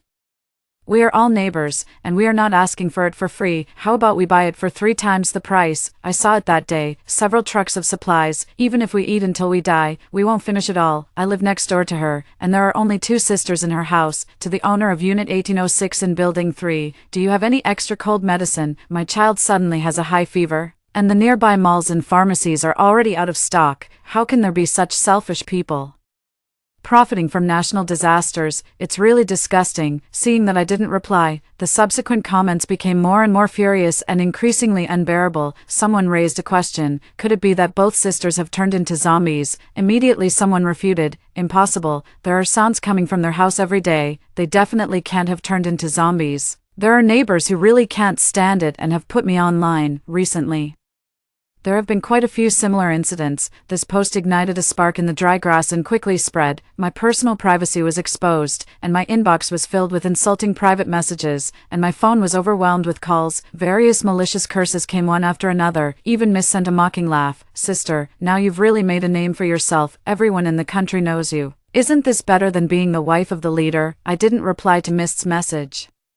She soon stopped laughing. The neighbor's anger had reached its peak, and someone sent a message in the group: "I'm going to confront her in person." Soon after, there was no more sound, probably because they were heading to my house. I turned on the surveillance camera, and they too were sitting in the living room surrounded by a pile of supplies eating self-heating hot pot. Sebastian hesitated. "What if they come to our door?" Miss said proudly. "Don't worry, they think I'm my sister.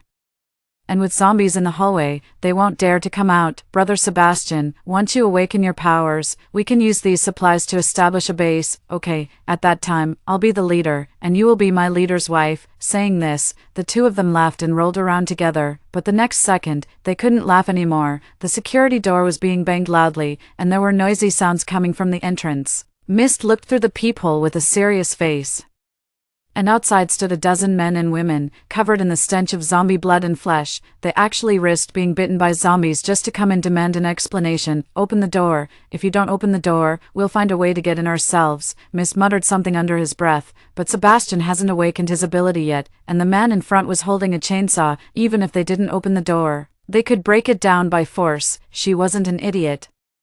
And after weighing the pros and cons, she finally opened the door. When the group saw the full living room filled with supplies, they widened their eyes, then became even more angry. "You have so much stuff, but you don't sell it to us. Do you want to watch us die?" Facing their accusations, Mist raised his chin and sneered. "Buy? What are you going to buy with? In this world, money is just a string of numbers. What use is it? Nowadays, supplies are more valuable than life. My brother Sebastian is a powerful ability user. If you are willing to listen to us, we can give you all these supplies." Upon hearing about the ability user, the neighbors clearly took a step back, their faces showing a look of fear. The man at the forefront calmed down and asked, "If there really are superhumans, we are willing to listen to you, but we want to see if it's true first." For Mist's expression became even more arrogant as he shifted to reveal Sebastian behind him. "This is Sebastian, the leader of the future time base, a powerful ice-type superhuman." Everyone looked over, and for a moment, their expressions were extremely strange. "Are you saying that this blind lame waste is a superhuman?" Mist's face instantly darkened. "You can forget about seeking our base's protection in the future. Pa, do you really think I care?" The man revved the chainsaw, and the two immediately dared not speak again. After exchanging glances, Mist honestly gathered the supplies they needed for them. They threw cash into Mist's arms, spat, and turned to leave. I thought the timing was about right, so I edited in the group chat, "I'm sorry, I've been kicked out by my sister, and I was only saved by the police. I'm sorry everyone, I'm also powerless." Attached a photo from the police station, as well as the police station's location. As soon as this was said, the group chat exploded. Everyone turned their attention to Mist. Among the people who went to Mist's house, someone recorded a video confirming that I was not at home. Mist's bizarre statements such as "money is just numbers, supplies are more valuable than life," and future mutants quickly went viral. Mist, seeing the online comments, was furious, but could only console himself by saying, "Once Sebastian awakens his mutant powers, I'll show these people a thing or two." Most mutants were sent to the border to guard against zombies entering the country. Each community spontaneously organized manpower to eliminate the zombies that had mutated within the neighborhood, although they are close friends and family who spend every day together. If one does not harden their heart, foreign countries are the best example. The police gradually recovered from the initial lack of manpower and crushed the emerging dark forces in their cradle, arresting many opportunists. The community also has dedicated personnel responsible for delivering supplies to every household. Thus, 10 days passed in a chaotic yet orderly manner. Gradually, some individuals among the crowd awakened their abilities, and the online atmosphere was filled with joy. However, The atmosphere in Mist's home became increasingly oppressive. Mist had seen the process of ordinary people awakening their abilities in her past life and knew that the precursor to awakening was a high fever. At first, she asked Sebastian every day if he felt dizzy or unwell, and comforted herself by thinking it was too soon and that the time for awakening had not yet come. Later, as more and more people awakened their abilities, she finally became anxious. She was becoming increasingly impatient with Sebastian, and the delicate facade she had maintained in front of him was torn apart, revealing her irritable and vicious nature. Ignoring Sebastian's wishes, she forcibly dragged him into the bathroom and soaked him in ice water, attempting to induce a fever through external means. Sebastian was already a patient with average physical condition, and after a few attempts, it was only natural that he developed a high fever. Mist was overjoyed. Taking care of Sebastian meticulously while muttering curses, "Those who have humiliated me, your time of death has come." Sebastian awakened his supernatural ability as expected, but it left Mist dumbfounded. Because of Sebastian's supernatural ability, although it was ice-based, it was not even 1,000th as powerful as in his previous life. Barely able to chill a can of soda, Mist was devastated. She was screaming and shouting in the house, yelling things like impossible and fraud. I lay in the rental room drinking ice beer taken from the space, enjoying her furious performance of incompetence. In the surveillance footage, Mist was venting her frustrations hoarsely, resembling a madwoman. She suddenly seemed to remember something and took out her phone, her expression fierce. The next second, my phone rang. I calmly answered, and Mist screamed through the phone, "Juno, it's you, right? It must be your doing. Why didn't the apocalypse break out like in my past life? Why is Sebastian's ability so weak? What exactly did you do? What exactly are you hiding? Do you want to know?" I said with a playful smile. "I just won't tell you." She was taken aback for a moment, then erupted into an even more hoarse scream. A few days later, I received another call from Mist. This time it was a video call. In the video, she looked exhausted yet crazily relieved, with her gaunt cheeks splattered with blood. I didn't say anything, but silently opened the surveillance footage. Meanwhile, Miss stared at me blankly and suddenly spoke up. "Sister, did I do something wrong? Why is it that even when I get a second chance, I still can't live the life I want? What step did I not get right?" She painfully covered her eyes, tears washing over the blood, leaving two deep ravines. I looked at Sebastian, lifeless on the ground in the surveillance footage, and roughly understood what had happened. Sebastian's abilities did not meet Mist's expectations, her fantasies shattered, and her mind had already collapsed. She used various vicious words to insult Sebastian, calling him useless and trash. As soon as I saw the news about the ability users online, I punched and kicked Sebastian. Sebastian is not the type to passively accept things, and after Mist had been obediently saying he was a powerful ability user for some time, he had long assumed he was the leader who could summon the wind and rain in his past life. How could he tolerate this kind of humiliation? But his abilities were indeed weak. He had secretly accumulated power for several days to condense a sharp ice spear, so today, he took advantage of Mist's unpreparedness to launch a sneak attack, intending to kill her in one blow. However, Mist, after all, was someone who had experienced a real apocalypse and survived. How could a cripple defeat her? She counterattacked Sebastian, beating him to a pulp. In his past life, Sebastian awakened his abilities early under the influence of the spiritual spring water and was very powerful. I asked him to go to the neighboring province to find my sister Mist for me. He agreed, but delayed day after day.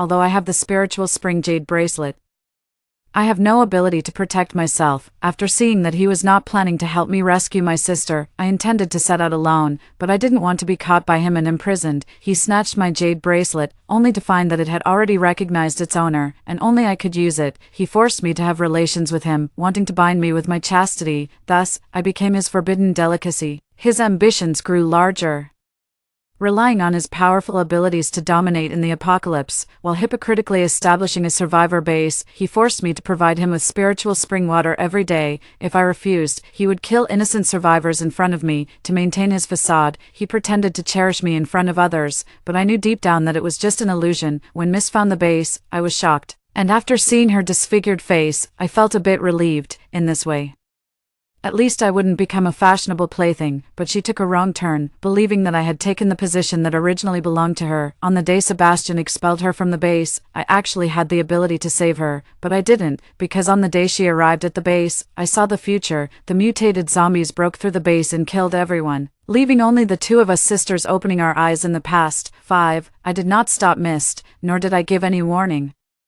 I let the zombies destroy the base. She did something wrong, but it also brought a glimmer of light. Originally, I planned to throw Sebastian out to fend for himself and endure the apocalypse with her, but she did not hesitate to trick me into going to the scenic area to die. Never mind. Then, Mist listened to me, crying and laughing, acting like a madwoman. Why didn't you tell me? You didn't tell me in the past life. And you still didn't tell me in this life. Are you enjoying watching me suffer?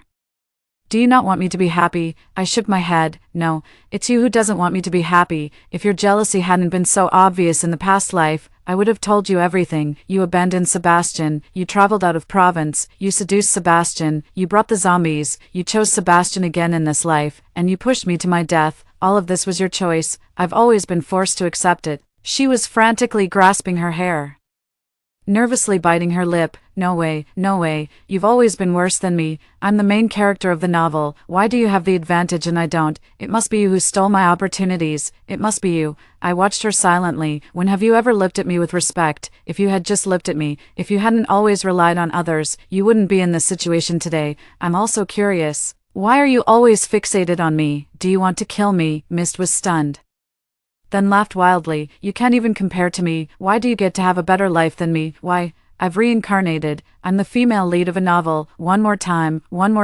If I have one more chance, I will definitely beat you. She laughed crazily, then stabbed a dagger into her neck, and blood spurted out immediately. She whispered, I must win, her eyes filled with bloodshot, wide open, and a smile on her lips. I stared at her expressionlessly, then dialed the police. Hello.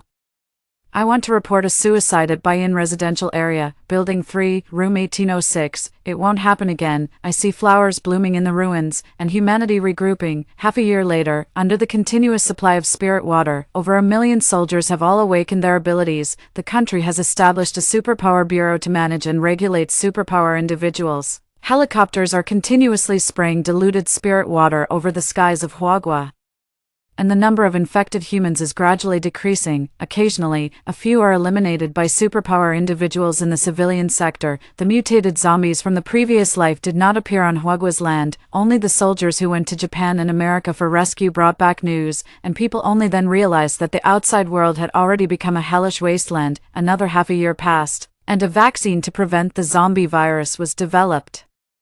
People no longer have to worry about someone around them suddenly turning into a zombie, and life is gradually returning to normal. Soldiers went to various countries to search for survivors, and after confirming there were no survivors, they evacuated. Then aircraft conducted a full-scale bombing, and finally followed up with a round of incendiary bombs. The fresh air of other countries before the apocalypse no longer exists, replaced by ruins. After this crisis, the global population is less than 1/3 of what it was before. The world order has changed dramatically, and Huagua has become the undisputed center of the world. In the 18th month of the apocalypse, the whole country celebrated, and all of humanity gathered in front of the television. The elderly man with gray hair could not hide his joy amidst his solemnity as he announced, the darkest moment has passed, and the light of dawn will shine on every survivor, on behalf of all humanity.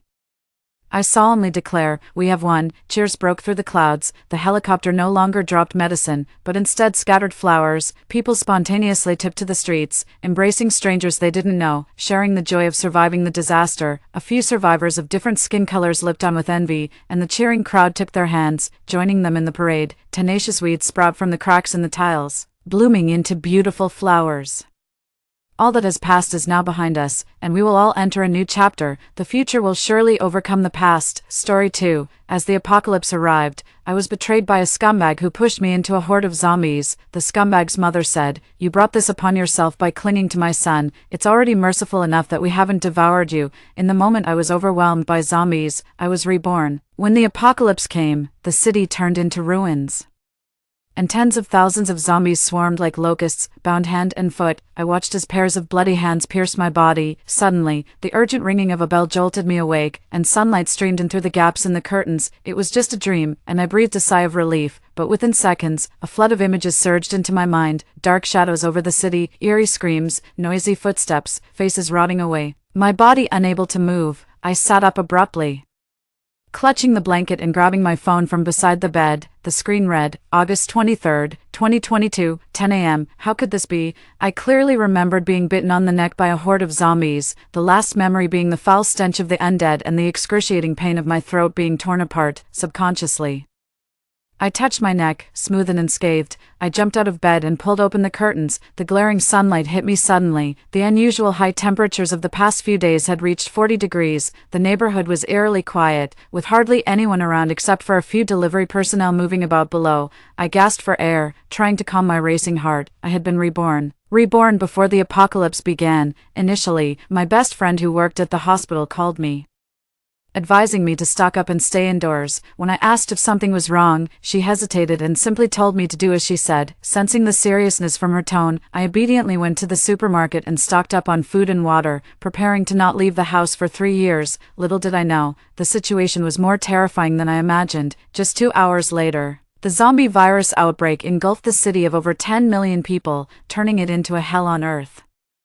My ex-boyfriend Abraham and his mother, knowing I had supplies, drove over in the middle of the night to take me and my supplies back to their place. The supplies meant for my 3-year sustenance, shared with Abraham and his mother, ran out in less than 2 years. When the food was gone, to distract the zombies downstairs, they tied me up and pushed me into the zombie crowd so they could escape to find food. The memory of being bitten by the zombies made me shudder. I never wanted to go through that again. This house was bought while consoling my best friend through a breakup. She was so down that even shopping didn't lift her spirits. Just then, a new building project was distributing flyers. Suddenly, I had an idea. How about we buy a house? Let's buy it together and live together when we're old. How does that sound? My friend was taken aback, clearly tempted by my suggestion. After all, a house is much more reliable than a man. We immediately agreed and paid a deposit. Because my friend was a doctor and worked night shifts, we chose the top-floor apartments to avoid being disturbed during the day. However, this house also became a thorn in the side for Abraham and his mother, who insisted I sell it and use the money to renovate a property in Abraham's name. Naturally, I refused, since Abraham passed the civil service examination. His family's attitude towards me has done a complete 180-degree turn. With the acquisition of this new house, our relationship has hit rock bottom. Abraham even laid it on the line. Break up if you don't sell the house. Then, he kicked me out of the apartment we rented together. When my best friend found out, she immediately took me in at her place. Thinking of this, I immediately dialed her number. It took a while before she answered the phone, her voice loud and clear. "Honey, did you know I've been in the emergency room lately?" I asked her. "Has your hospital recently admitted any patients with something like rabies?" She paused, hesitating before responding. "We just admitted one." "How did you know?" "That's not rabies. It's a zombie virus. Anyone bitten will turn into a zombie soon, and there's no cure," I explained. "Zombies? Are you joking?" she asked incredulously. "No, believe me, I've got inside information. You need to catch a flight home immediately," I urged. There was silence for a few seconds before she replied, "Okay. I believe you, but my brother just flew in from home today. He might still be on the plane. Go to the airport and wait for him. As soon as he lands, take the next flight home together," I instructed. She pressed on. "What about you? Come with us." My best friend's family, living in the Northwest, still included her parents, whereas mine had passed away long ago, leaving me with no ties. My college tuition was even funded by her parents. And although I repaid them as soon as I started working, I still regarded them as my own family. "I have other things to handle here," I said, my mind set on avenging past grievances. After ending the call, I calculated all the money I could access. Over the years, I had saved up, and with the recent severance pay from being laid off, it totaled up to 160,000 yuan. This amount was far from sufficient, but it would allow me to buy some essential supplies for now.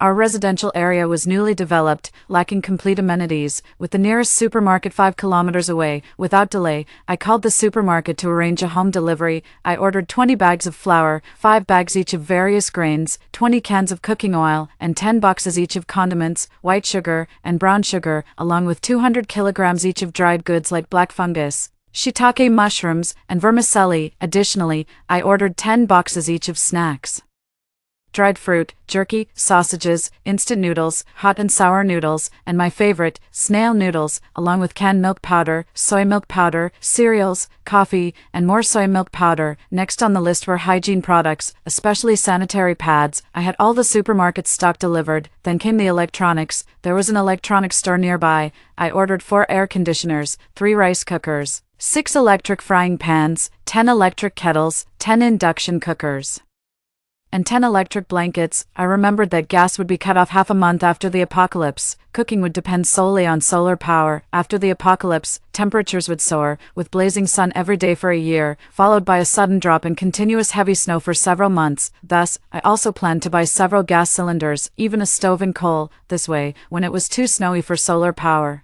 I could use coal for heat and cooking. Just as I hung up, I heard a knock at the door. Peering through the peephole, I saw my best friend and a tall man. Only then did I open the door with relief. She spoke quickly. "This is my brother, Adam. He had just disembarked from the plane when the airport was locked down, and we couldn't leave. It seems the government has realized something was wrong and is trying to prevent the virus from spreading. There's no leaving now." Without delay, I showed them the checklist I had prepared to see if anything was missing. My best friend looked it over for a while, then looked up at me with a deep, somber gaze. Her stare gave me the creeps. I knew she still had many questions, but we both understood that now was not the time for that. Being a wealthy second generation, money wasn't a concern for her, so we decided to continue shopping and organized a detailed division of labor. I went on to purchase supplies, while my best friend reached out to a classmate who worked at a pharmacy to buy medicines. Adam, who specializes in electrical engineering, was tasked with buying a refrigerator, retrofitting the main door, handling the plumbing and electrical systems, and installing a water purifier and solar power units. Following online guides, I bought 20 cotton quilts, various clothes for all seasons, several large boxes of underwear, 50 power banks for drones, high-power binoculars, pepper spray, hemp rope, strong flashlights, and more. I bought everything mentioned online, regardless of whether we would need it or not. Adam had the door replaced with a blast-resistant door similar to those found in bank vaults, and even the glass was switched to bulletproof. From the 23rd floor up to the 28th, every stairwell entrance had a steel door installed.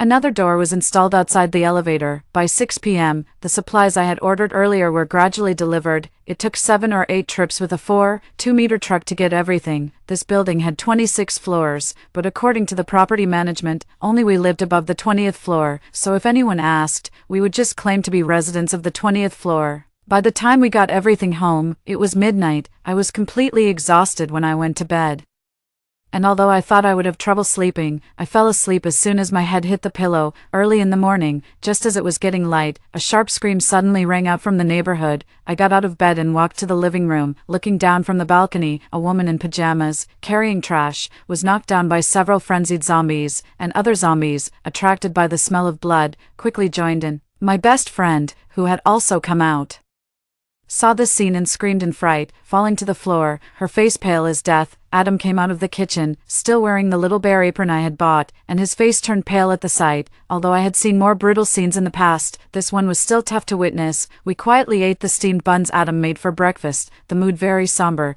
The buns were pre-packaged from the supermarket, just needing to be steamed before eating. We were staying at my best friend's house, and since my house across the street wasn't renovated, most of the supplies were stored there, including 7 freezers. While we still had electricity, we needed to eat the perishables in the fridge quickly, as the solar power might not support so many appliances once the power was out. Turning on the TV, every channel was broadcasting emergency notices about an unknown virus spreading, advising everyone to stock up on supplies and stay indoors. Cars in the neighborhood were sporadically leaving, probably in response to government advisories to stock up. Whenever a car left, the zombies roaming around would swarm it, being knocked aside by the speeding vehicle but quickly getting up to chase after it. The atmosphere in the house was tense, and after eating, my best friend and Adam went to call their parents, who had also stocked up on many supplies yesterday and were now safe at home. The supplies delivered last night were still piled up in the room, so we decided to take turns keeping watch while the others sorted and organized the supplies. This continued until the evening when a few cars finally returned. None of us had much appetite, we just ate some self-heating rice. From time to time, the piercing screams of zombies could be heard from downstairs. With that sound, I drifted off to sleep in a daze. Around midnight, a sudden burst of rapid ringing from my cell phone jolted me awake. It was Abraham calling. The apocalypse had just begun, and communications networks were still operational. I steadied myself and answered the call. "Liu, why is your building's hallway locked? Come downstairs and open the door for me," he said. Hearing his voice flooded me with a surge of resentment, reviving the agony I felt just before dying in my previous life. I took a deep breath to suppress my emotions and asked, Haven't we already broken up? Why are you here? Abraham spoke in a hushed tone. Those were just words said in anger. How could you take them seriously? My mom and I have nothing to eat. The supermarket has been cleared out. Isn't your best friend a doctor? She must have known to stock up on food in advance. He must have seen the door we had installed in the hallway and guessed that I had food supplies. His voice tinged with excitement. Liu, it was my mom's fault before. I'll make her apologize to you. Please, just open the door and let us come up. Holding the phone, I looked out the window down in our building's hallway, which was clear of zombies. Most of them were gathered around a corner of the opposite building, seemingly tearing at something. Through the binoculars, I saw a figure being mauled by zombies, his face unrecognizable. I could only make out a gray t-shirt, the same shirt I had bought for Abraham's stepfather.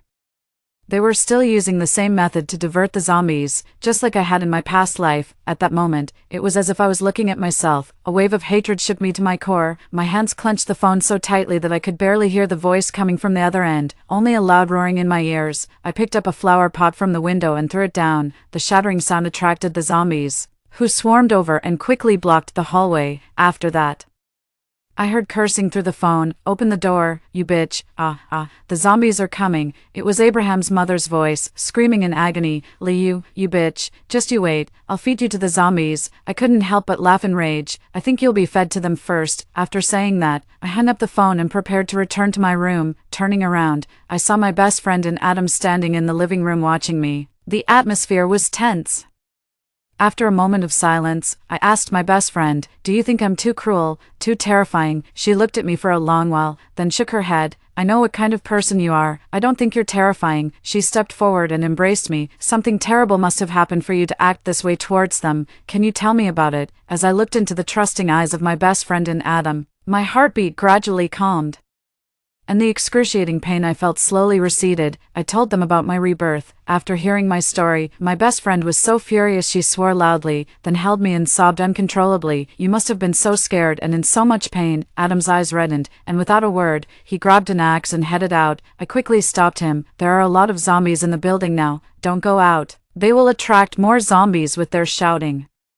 And he's been yelling so much that others will soon know we have supplies. I'll get rid of them first. You two stay inside. My best friend and I exchanged glances and said, we'll go with you. To help out, Adam, armed with an axe, led the way as my best friend and I followed closely behind. Clutching our batons and flashlights, we cautiously opened the door to the stairwell and began descending floor by floor. By the time we reached the 23rd floor, we stood before the last door, too apprehensive to open it. Peering through the peephole, we saw a horde of zombies relentlessly slamming against the door of a western apartment on that floor. The door seemed on the verge of collapse but miraculously remained intact, as if something from inside was holding it shut. It appeared that the zombies had made their way inside the apartment. Just dealing with the zombies at the door was headache enough for them, and it seemed unlikely they would be able to cause us any trouble anytime soon. Adam double-checked the door and found it undamaged. However, the potential threat lingered. I knew these people all too well. If they were alive, they would certainly attempt to seize our supplies. The next morning, the eerie shrieks of zombies pierced the pre-dawn silence in the otherwise quiet neighborhood, sending chills through the air. The three of us sat in the living room, too afraid to turn on the lights, quietly observing the scene below through binoculars. The zombies that had flooded our building the previous night were now emerging into the street. However, they did not disperse but instead gathered below our building. Abraham and his group were surely still hiding somewhere inside, but for now, we couldn't spare any attention for them. In my previous life, by the third day of the apocalypse, the temperature had skyrocketed to 50 degrees Celsius. Many who had survived the zombies perished in the severe heat. This time, I was better prepared. I had several fans running since air conditioning consumed too much power. The electricity generated by solar panels was reserved for the several large freezers we relied on. True to my memories, the temperature began to rise from the third day of the apocalypse. Even at 7 p.m., the sun was still glaringly bright in the sky. The bodies of those killed by zombies began to emit a foul stench, causing dizziness and headaches to those who smelled it. My best friend insisted on keeping all doors and windows tightly shut and brewed a pot of herbal tea daily for us to drink. On the 6th day of the apocalypse, the power went out, and the network on our phones was lost. Gradually, flashlights began to flicker throughout the neighborhood as people clung to the hope of electricity being restored, but I knew the power was gone for good. By noon, the temperature had reached 45 degrees Celsius. By then, the zombies had vanished from the streets, seeking refuge in the shadows of the hallways and walls, occasionally emitting chilling shrieks. Over the past few days, we had consumed perishable food items and organized the rest based on their shelf life, eating only small amounts each day to conserve energy. It was too hot to eat much anyway. To save power, the three of us cleared out a small room to sleep on the floor, allowing us to use just one air conditioner. The neighborhood grew increasingly quiet, sometimes eerily so, especially at night. 40 days into the apocalypse, the temperature remained oppressively high, and the air was filled with a rotting stench. It was hard to tell whether it came from food or corpses. We had not opened the windows in a long time, keeping even the curtains tightly drawn. For lunch, we had cold noodles, a dish Adam had mastered. It was surprisingly well made and felt like a blessing in the extreme heat. In the afternoon, a sudden thunderclap rang out, followed by a torrential downpour that enveloped the city. Soon after, cries of surprise echoed through the neighborhood. I cautiously peeked through a small gap in the curtains and saw several survivors stretching containers out to catch rainwater. My best friend and Adam both breathed sighs of relief, murmuring how fortunate this was, but I alone knew that the crisis was far from over. The high temperatures accelerated the spoilage of food, further depleting our already scarce resources. In desperate times, people could forsake their morals and dignity for a morsel of food, capable of anything to satisfy their hunger. After the rain, far from cooling down, the weather only grew hotter. Every day, people would lean out of their windows, crying for help, some begging for food, others for medicine. There were also those who couldn't take it anymore and chose to end their lives. In the building opposite, someone jumped from the 18th floor only to be immediately surrounded by zombies upon hitting the ground. Over the following days, more people continued to jump. A sense of despair hung over the entire neighborhood. On the 50th day since the apocalypse began, a small squad of about a dozen people appeared at the foot of our residential building. Their purpose was clear: to search for food, armed with axes and machetes. They scavenged from building to building, each search yielding significant finds. However, their departures were followed by more people jumping from the buildings. At the rate they were moving, I estimated they would reach our building by noon. The three of us ate our self-heating rice without relish, calculating the odds of them breaking through our door. After eating, I kept watch while my best friend and Adam tinkered with a pile of alcohol, intending to make some weapons. The group piled the scavenged supplies in the middle of the courtyard, guarded by a few individuals. Boxes of grain and cooking oil, over 20 boxes of bottled water, and many boxes of compressed biscuits were stacked high. Their initial success boosted their confidence, and they opened several bottles of water, drinking and splashing around, drawing many curious eyes from the windows. Suddenly, the burly leader pulled a man from behind and threw him to the ground.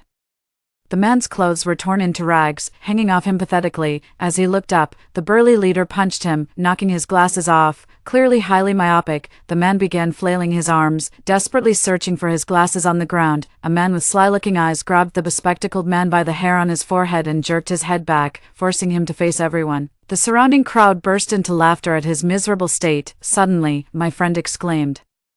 The director, she explained that the man with the glasses was the head of the infectious diseases department at their hospital, who had abruptly resigned just before the apocalypse. It now seemed he had been forewarned. No wonder he had survived this long and had stored so much food. It took several trips for a few men to clear out his apartment, and the amassed goods looked quite impressive. The burly man took a megaphone passed to him by an underling and, without concern for attracting zombies, began to shout across the neighborhood, "Listen up, everyone, anyone who joins us will get their share of the food here. Those who volunteer their supplies can join us too. If you don't come forward, and we find you, this will be your fate." With that, he yanked the director forward and kicked him in the stomach. The director, a small man compared to the towering leader, was sent flying into a flower bed, passing out without even making a sound. The group laughed wildly at the sight. "If your home has no food but you know where to find some, share that information, and I will ensure you get a share of the food," continued the leader. With this call, many who had initially hesitated began to open their doors and started moving their belongings downstairs. Even a newlywed couple from the building across, who I thought weren't home since I hadn't seen their windows open since the apocalypse began, shouted from their window, "We have food." 4 men approached their building, and soon several people were seen entering the couple's apartment. They didn't take long to come back down, carrying only a few boxes of water. The group downstairs seemed displeased by the small haul, but since they needed to motivate others, they didn't make a fuss and let the couple put down their supplies before handing each of them a loaf of bread. The couple was visibly relieved. Clutching the bread, he began to eat voraciously. It had been over a month since the apocalypse began, and the intense heat had left many without food. Seeing that there was an opportunity to exchange goods for food, people started emerging from their homes. The crowd in the open space below our apartment building grew larger. I had thought our complex was nearly deserted, but it turned out there were still hundreds of families around. I was focusing through my binoculars when suddenly, from somewhere in our building, a window made a crackling, sizzling sound. Just as I was about to look out, a bad premonition struck me. Then a familiar voice came from below. "There are people here. There's a lot of food upstairs." It was Abraham. He was still alive. Soon, many people started heading towards our building. Although there were over a dozen doors blocking their way at the ground floor, making it nearly impossible for them to get up, we weren't taking any chances. We dug out the sticks and batons we had bought earlier. Adam and I cautiously went down a few floors to check things out. Soon, hearing laughter echoing through the hallway, a rough male voice said, "This family has so many doors, they must have a lot of food. Let's break this door down, and we won't have to worry about food anymore." Using our binoculars, we looked down the hallway through the windows. The man with a full beard seemed pleased with the information Abraham provided and casually tossed a moldy piece of bread onto the floor. Abraham hurriedly knelt to pick it up and stuffed it into his mouth without a second thought, causing the others to burst out laughing. However, their laughter didn't last long as they realized all the doors were made of solid steel. After half an hour of smashing and prying with no success, Adam told me to go back while we took turns keeping watch. Back upstairs, my best friend had prepared a meal with braised pork and a side of stir-fried vegetables. Despite the zombies outside and the impending threat, the sight of this hearty meal momentarily took our minds off our worries. The pork was fatty but not greasy, tender and bouncy, and the vegetables, grown on our rooftop, were absolutely free of pollutants. After dinner, my friend brought out a watermelon we had stored before the apocalypse, kept chilled in the fridge. In such hot weather, the cool watermelon was a real treat. Watching Abraham wolfing down the moldy bread below, and then looking at the sweet, juicy watermelon in my hand, made the fruit taste even sweeter. After eating our fill, we continued to watch the scene below. The group struggled with the doors to no avail. Growing increasingly frustrated, the leader kicked Abraham in the chest, causing him to crash into a door behind him, which fell down immediately, releasing a foul odor. A few men walked in hesitantly and soon came out carrying a bucket covered with a woman's coat. When they opened it, it contained smelly pieces of meat and some bones. My friend vomited at the sight, and once she recovered, she said in a heavy voice, "Those are human bones." I had not seen Abraham's mother around and thought she had been ill. It was monstrous. I felt nauseous too. The men probably realized what kind of meat it was, and the bearded leader kicked Abraham in the chest again, shouting, "You even ate your own mother's flesh. Are you still human?" The rest, already frustrated from not being able to open the doors and now disgusted, started beating Abraham until he was barely breathing. I didn't care to watch anymore. He had brought this upon himself. That evening, I continued to watch the group with my binoculars. My friend and Adam took some meat from the fridge, ground it up, and attached it to a drone, which they remotely controlled to fly out, hoping to attract zombies with the meat. After setting this up, we smashed some pig's blood and scattered it in the hallway, then opened all the windows there, let those flavors waft away. In the afternoon, the corridors started to resonate with the jarring sound of an electric saw. Somehow, a group of people had gotten hold of a saw and began cutting through the doors in the corridor. They only managed to make a small slit after half a day's effort, but the noise they created had already attracted some zombies. Unfazed, they simply sent a few people to clear the zombies away. Soon, a rumbling noise came from outside the compound, sounding like trucks passing by or the muffled thunder before rain. Shortly after, the protective walls of the compound were struck, and within minutes, a large horde of zombies flooded in. The cries and screams from downstairs mixed with the cursing of the group. They might have held off the zombies for a while, but given their weakened state from barely surviving on minimal food, fighting the zombies was impossible. In less than 15 minutes, no living person could be seen. Even Abraham, who had fainted on the ground, was overwhelmed by zombies. The only sound left in the hallway was the frenzied swallowing of the zombies. When the zombies finally dispersed, all that was left on the ground were scraps of clothing and bloodstains. We carried several buckets of water and poured them down the stairs. The blood washed away, and the zombies followed it down. After a few buckets, the corridor was clear. This made the compound even quieter. For months, there was no sound at all. Sometimes, I even doubted that only the three of us were left. We breathed a sigh of relief. In this apocalypse, those who had lost their morals and humanity were actually more terrifying than the zombies. Even after winter began, the weather stayed unusually warm, maintaining temperatures in the 20s. Although it was comfortable, the abnormal high temperatures before warned us that worse weather was to come. Taking advantage of the good weather, we sowed fast-growing vegetables on our rooftop garden, dried them after harvesting, and stored them in bags. Perishables like tomatoes were cooked down into sauce for storage. Adam checked all the water and electricity supplies in the house, especially the wires and pipes connected to the solar panels and the water tank. As long as these were functioning, we could keep surviving here. The temperature didn't drop and it didn't rain once till the new year, but fortunately, our water reservoir was large and we had plenty of bottled water at home. We used it sparingly.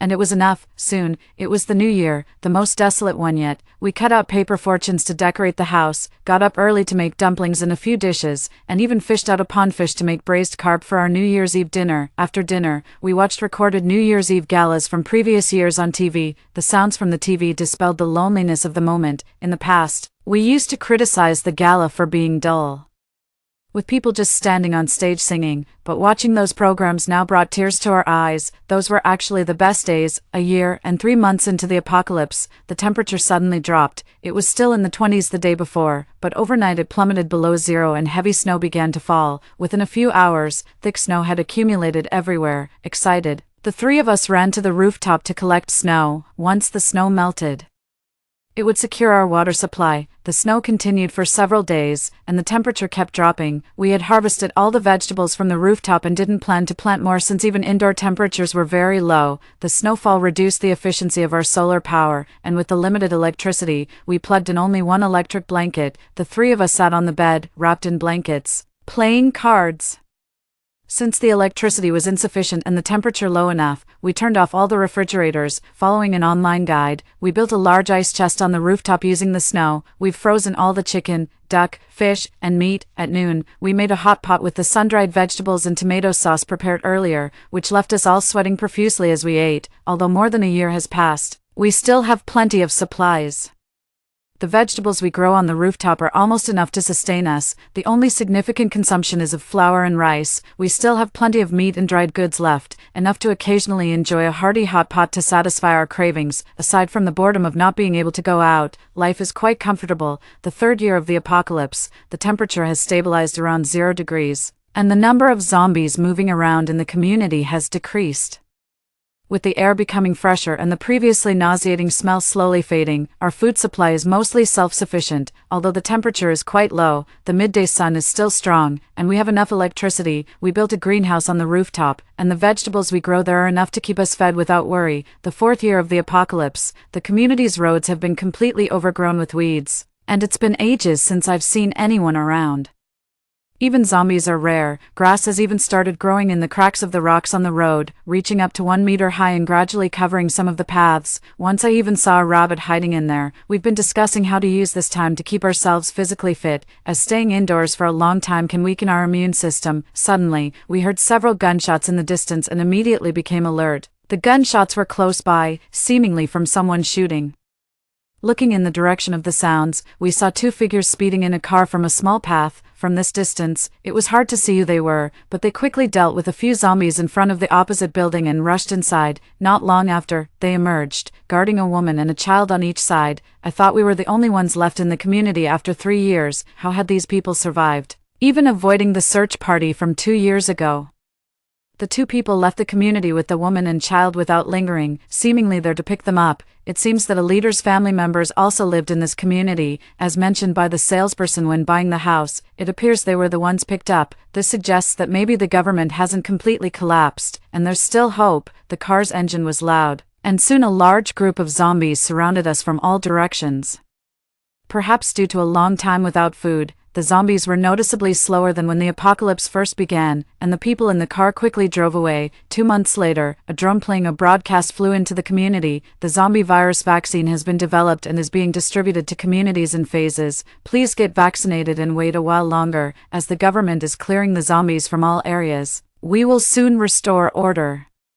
The drone circled the community a few times, dropped a few packages, and then slowly flew away, its sound fading into the distance. We went down to get the vaccines and were about to leave when we suddenly saw about a dozen more people coming out. It turns out that besides us, there were other survivors in our community. This realization truly lifted our spirits. 2 months after getting vaccinated, the government announced that all zombies had been thoroughly eradicated. The moment we stepped out of the door, we cried tears of joy. Once communication was restored, we immediately contacted our best friend's parents. They had been living self-sufficiently in the countryside and were doing very well. For us, this disaster truly ended with that news.